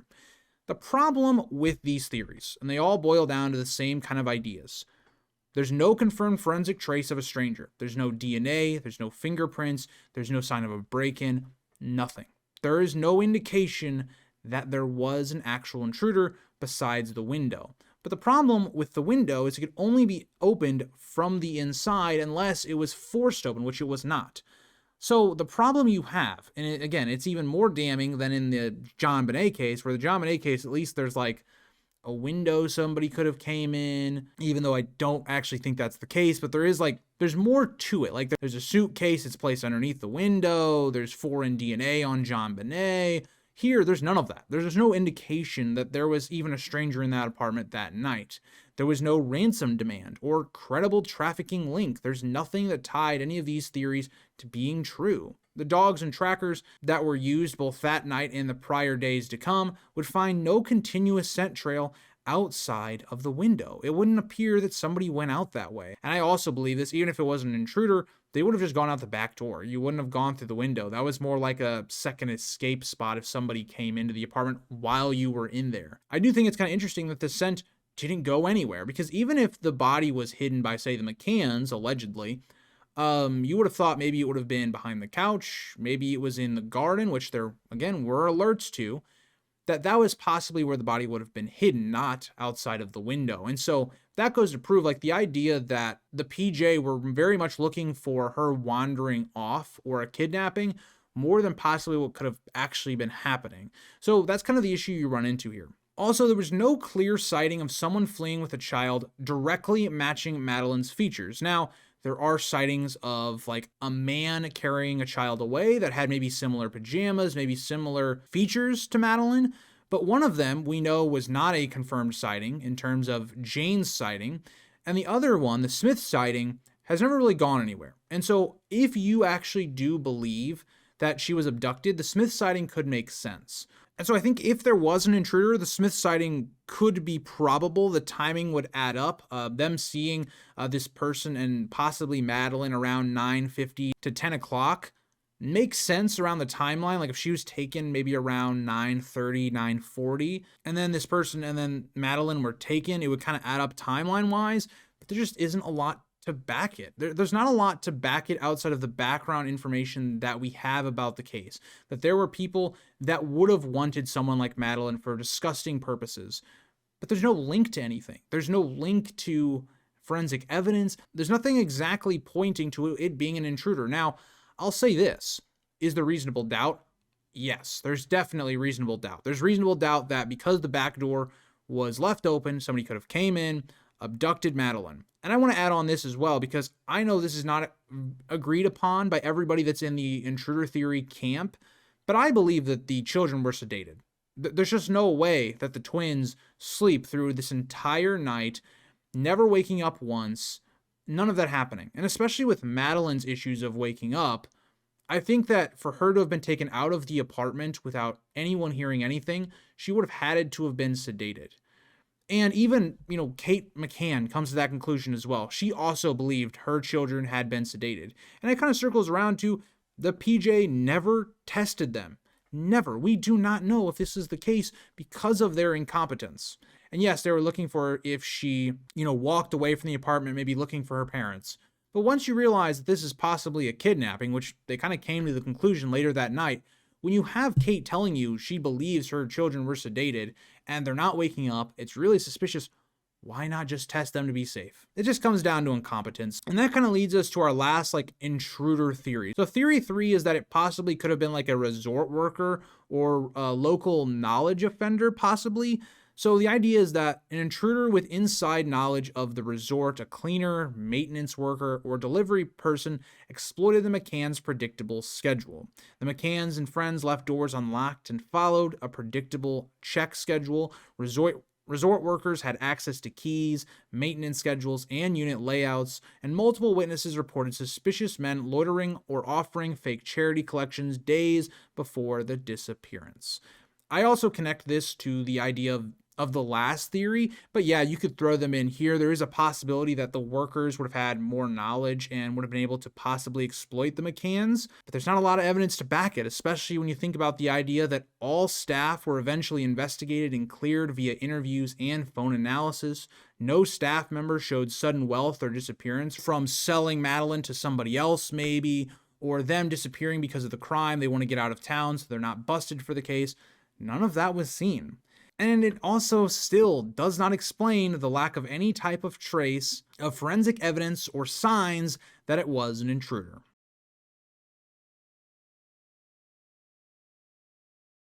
And that leads to the last theory of the Madeleine McCann case. I think it's the one that is the most likely, albeit I'm not as strong on it. I think something you guys are going to be disappointed by for my coverage of this case is I don't have as strong of an opinion as I did for the Ramsey case. In the Ramsey case, I think it's 90-95% that the Ramseys were in some way involved with JonBenét's murder. Now, that is my opinion.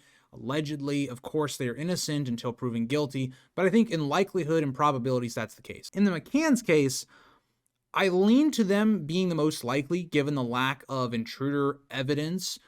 But I also think there's some things that have to be answered here that I just am not certain on, especially through going through multiple books, going through multiple different people's documentaries on it, looking for specific details in other books in this case. There are things that I think really fit, and I think there's things that I really struggle to understand. So as I'm going through this theory, if you have more to add, please let me know down in the comments and give me your thoughts on not only this theory, but all the other intruder theories as well. So why are the McCanns suspected in this case? And to me, it's relatively simple. They are incredibly unlikable, and there are things in this case that just don't make sense, and especially, which I think is the crux of the McCann case, is the dog findings. This is not me suggesting they did it, but it's me really trying to show why so many people believe that they did it. Let's talk about them as parents to begin.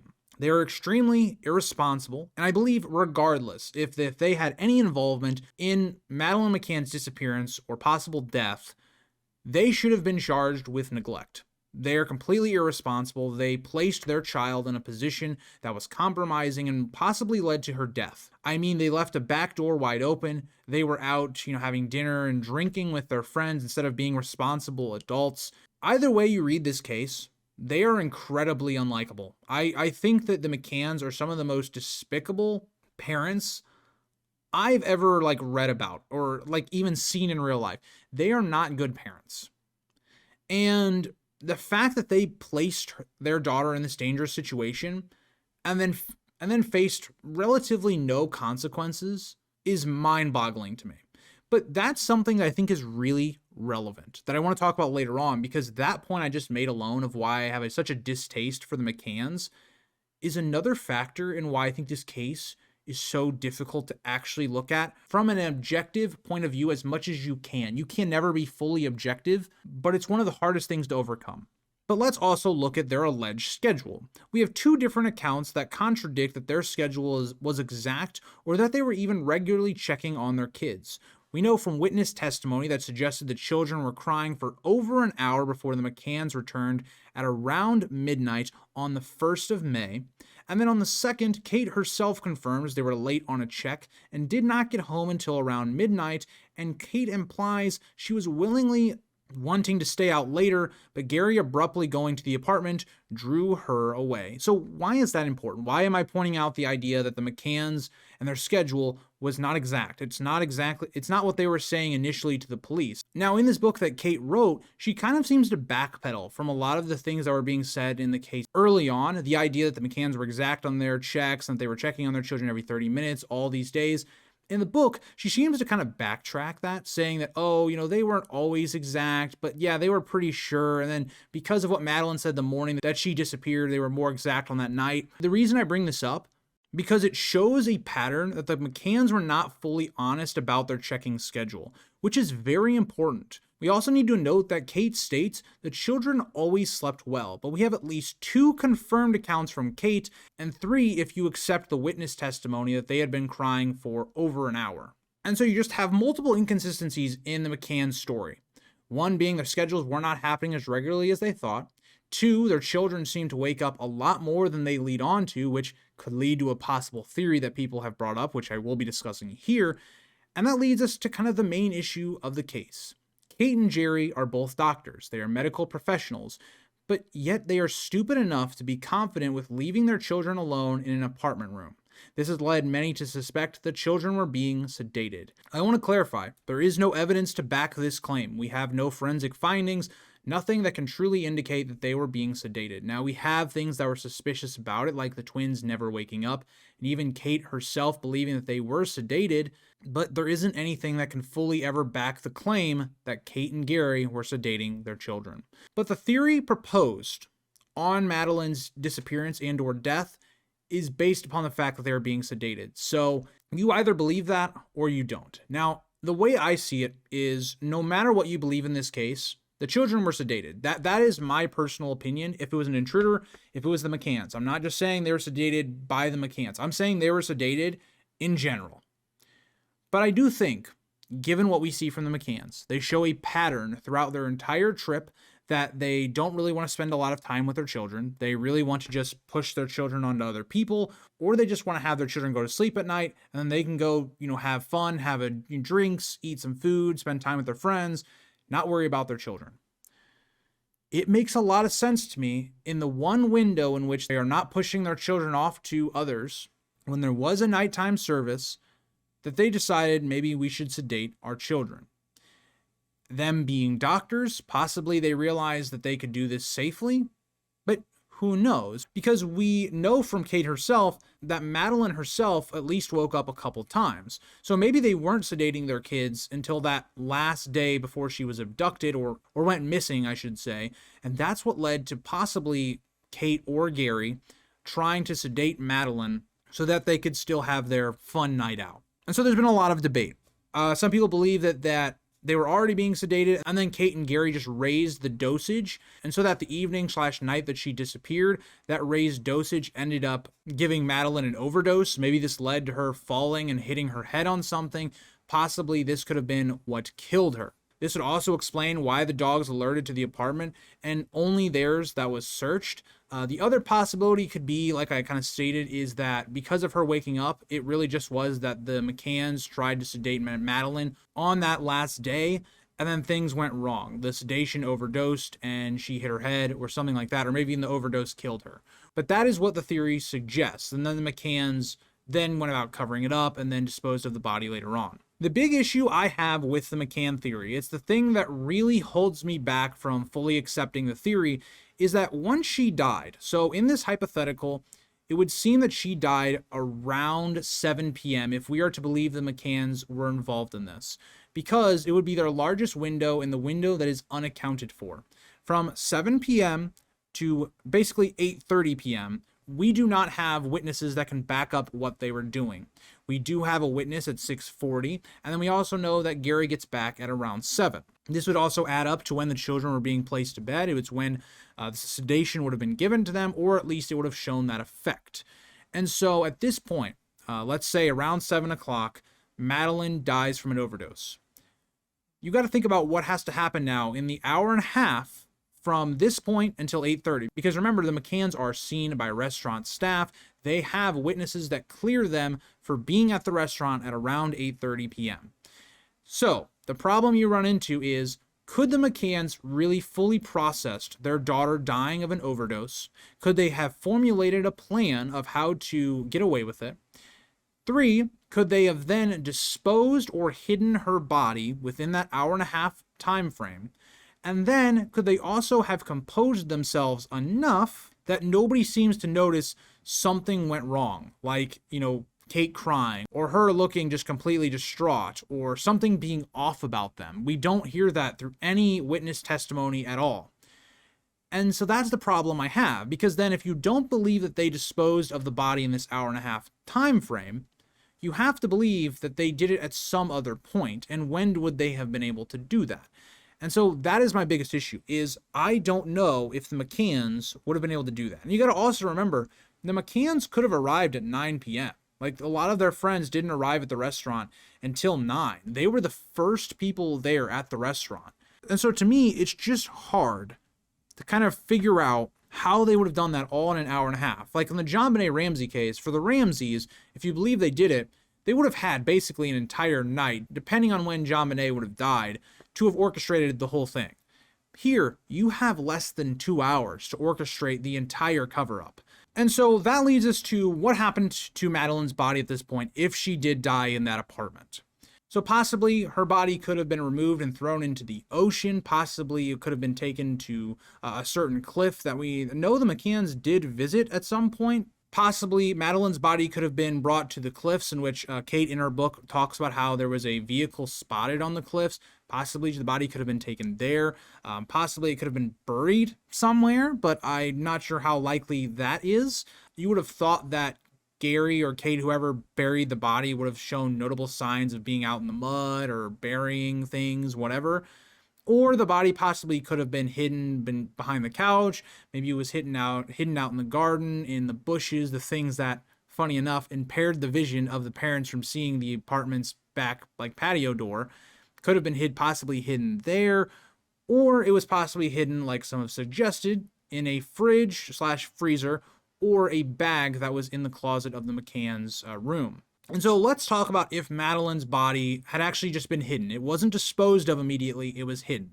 And so what I've seen mainly proposed by people is that there could be a possibility that her body was placed in a sports bag, in which Eddie seemed to alert to the possibility that there could have been a dead body in this bag. The problem is, just looking at the bag, I don't think a body could have been fit in that bag. Is it possible? Sure. I just don't think that to be the case. And we don't have any forensic evidence outside of the dog alert to say that the body was placed in this sports bag, but it is a possibility. Now, the other one, and the one I think is more interesting because there's virtually no information on this anywhere, is that Madeleine's body possibly was placed in this refrigerator or freezer. And this mainly came from the idea that there was an alleged post by Gary that this refrigerator/freezer was broken and that it needed to be replaced because he had basically destroyed it or thrown it away or something along those lines that was very suspicious. And so people came to the idea of was the body being hidden in it? And the problem with this is there's just no way for me to verify any of this. You can't find this post online, or at least I could not. If you can find a link to the post that was made, I would love to read it. I'm just basically going off of other people stating this when I have no information on it myself. But all of this, in my opinion, boils down to the same issue. Would you really have risked hiding the body in which the PJ are going to be inside of it? They're going to be investigating all of it. Would you really have done that? And the other part of this is if you hid the body and didn't dispose of it, how are you going to get rid of the body when you're going to get the media involved and you're going to have the PJ surrounding you at all times? It just doesn't make a whole lot of sense to me. I think that if the McCanns did it, big if, they had to have disposed the body before, at the very least, the media got involved. So early on that next morning was their last window of being able to dispose of the body and getting away with it. And so what do I mean by the McCanns having an opportunity to dispose of the body that morning? Like I mentioned during my timeline of events for the case, the McCanns, and the last time that they were truly alone, Kate and Gary went out searching for Madeleine, allegedly, in those early hours the day after Madeleine McCann disappeared. And they were completely alone, it's what Kate says in her own words, and they had roughly like an hour or something along those lines in which they were alone. Could they have disposed of the body at this point? It's possible.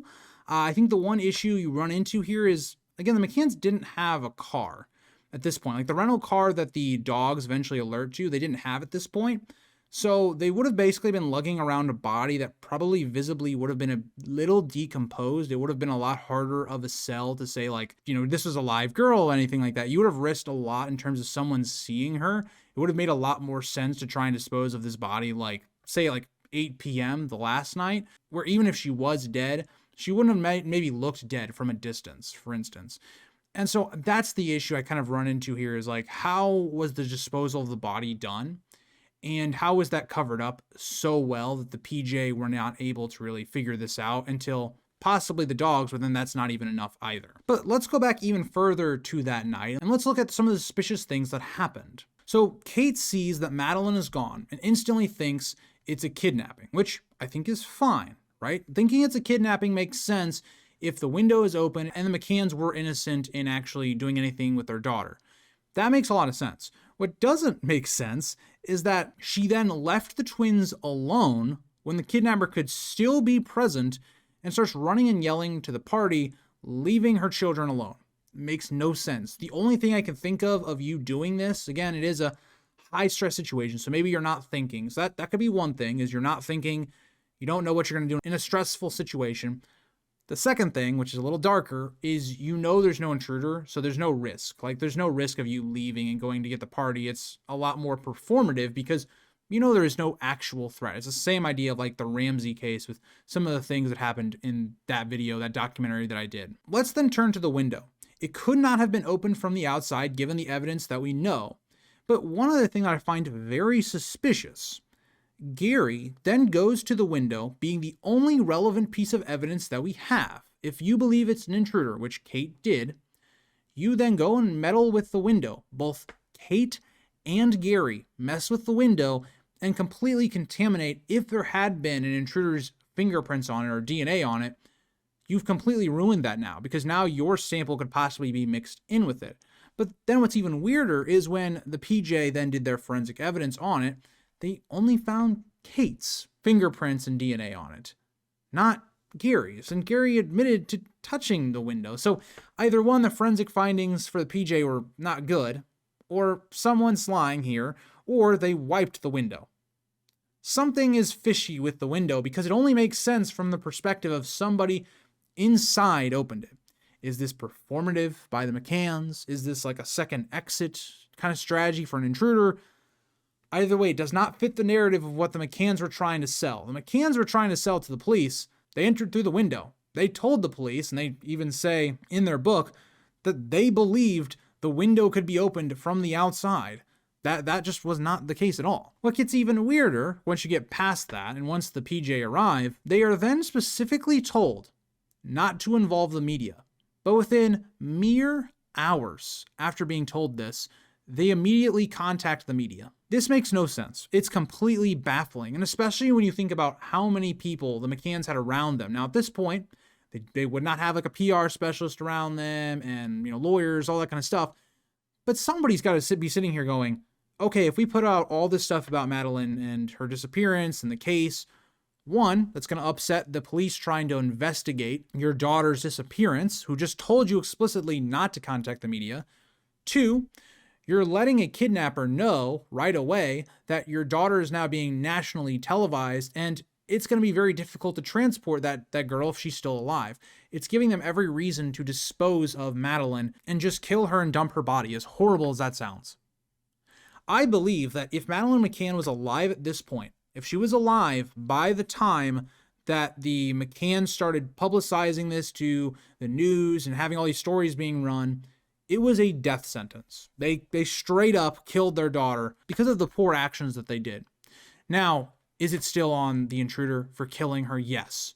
But the McCanns, you do got to take some responsibility in terms of like, if your daughter was still alive, we'll never probably know this, but if she was alive, you putting her face and plastering it everywhere, making her known by all these different people, would have led to an intruder killing her, because it would have been too much hassle for what you possibly were trying to do with her, which is just horrible to think about. So let's then turn to the foundation against the McCanns. The foundation by the PJ was the dog evidence. It's still the foundation against the McCanns. I think it's the thing that points the finger at the McCanns the most for me personally, because there's just things you have to just glaringly overlook to not find any of this suspicious. And you can be somebody that believes it was an intruder, but you've got to also admit the dog findings, it just is very glaringly obvious something's not right here. And I'm not saying that means the McCanns killed Madeleine.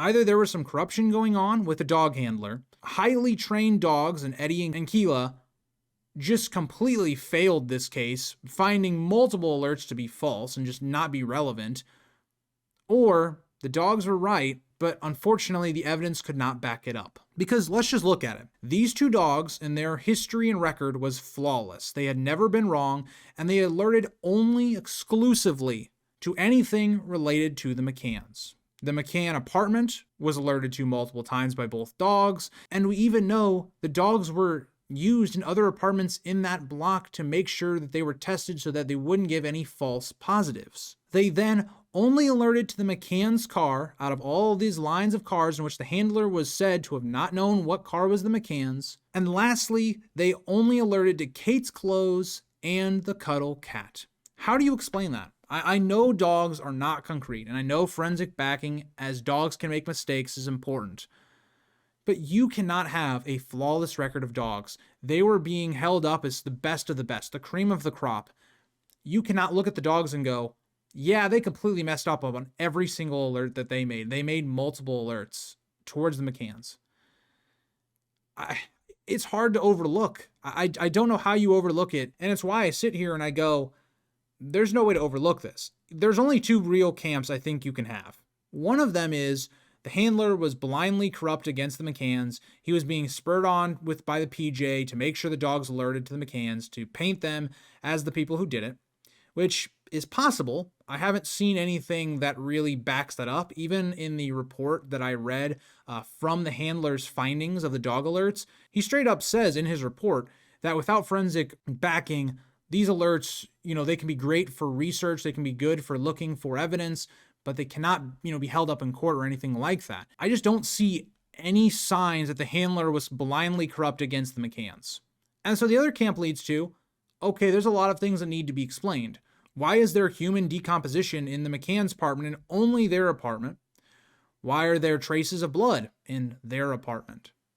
And you could say, well, the dogs were wrong. Okay, well, were the dogs that were 100% correct wrong in every instance? Like, were they wrong in the car? Were they wrong in Kate's clothes and the cuddle cat? Were they wrong in her apartment? Like, the improbability that the dogs, if they were not corrupted, if they were not prompted, for them to be wrong on the level that they were wrong on would be like under 1%.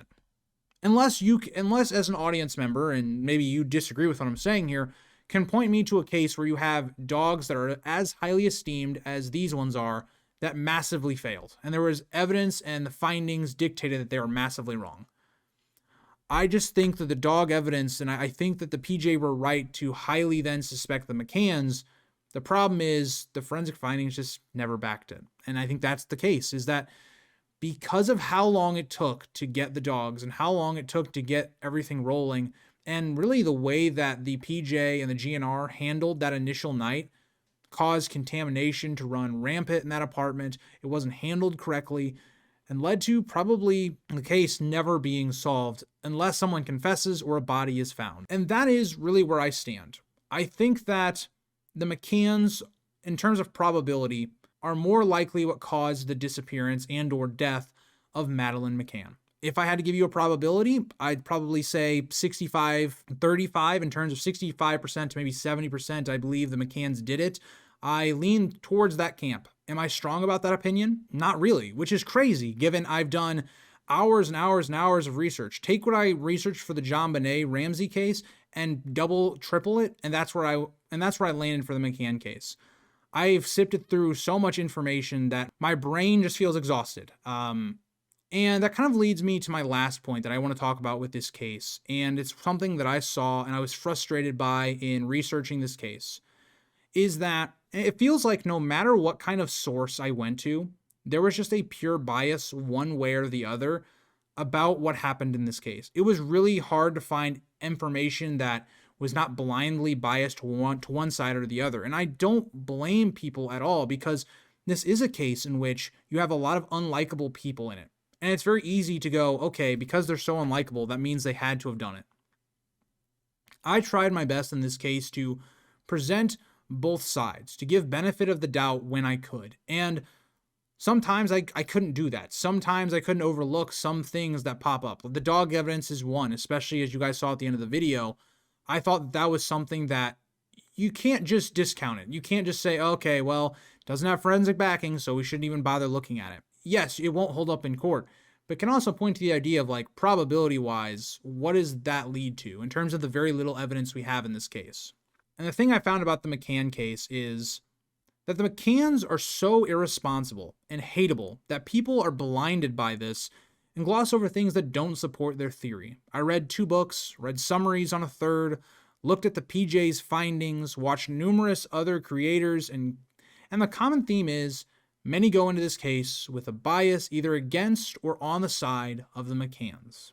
I think many will be disappointed with my conclusion of this case, but I'm not as sure on what happened that night like I feel for other cases like the Ramsey case. I do lean towards the McCanns being involved, but there's plenty of reasonable doubt and not nearly enough evidence to suggest the McCanns definitely did it.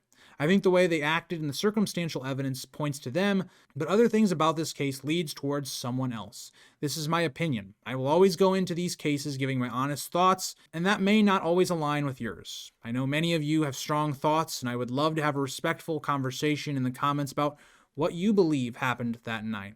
As I end this documentary, I feel I'm somewhat in a middle ground where I have no truly strong stance, but I'd love to be swayed given more evidence or info I did not know. And I also want to say about these 2 books for anyone that wants to do research on this case. Kate McCann's book obviously is biased towards the McCanns, but it is good to put yourself in the framework of what maybe Kate was thinking or the McCanns were thinking, some of their rationale behind decisions that you can either agree with what they were thinking or criticize what they were thinking.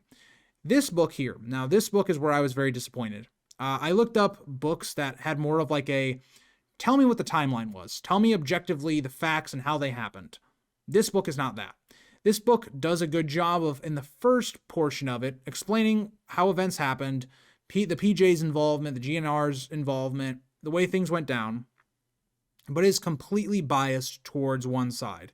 When it starts talking about what possibly could have happened, maybe some of the suspicious things that the McCanns did that night, or some of the criticisms of their handling of the case, this book is blind to it. And so both of these books ended up being very biased towards the McCann side of things. And remember, I went into this case not having a strong opinion. I didn't have really an opinion at all. I hadn't heard of this case in years. So I knew roughly some of the things that happened, but I didn't really have going into it, I think the McCanns did it. I didn't have that thought process.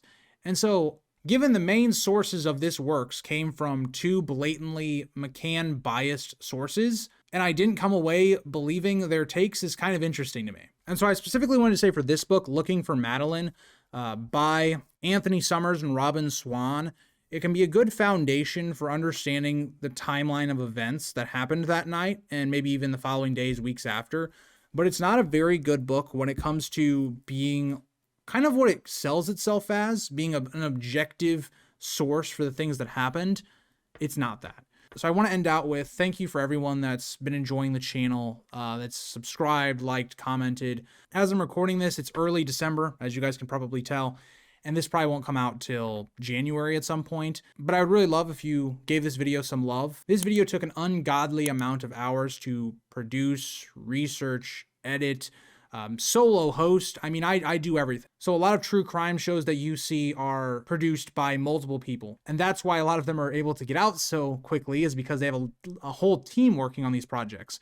I don't have that. I have to research. I then have to script out things. I have to then host and produce, and then I have to edit and, market it how I think it's going to work. It's just overwhelming. So I'd appreciate it if you guys showed this video some love, if you enjoyed it or you were educated by it or anything like that. This has been by far the biggest project I've ever worked on in a single video. And so, yeah, I'm not sure what case I'm going to handle next. Feel free to give me suggestions in the comments. We will have some more McCann cases I did for the Ramsey case as well for the next probably month or two, as we'll talk about all the theories a little bit more in depth in their own videos and some of the questions you guys might have on this case. But thank you guys all for watching, and I'll see you guys all in the next one. Bye, guys.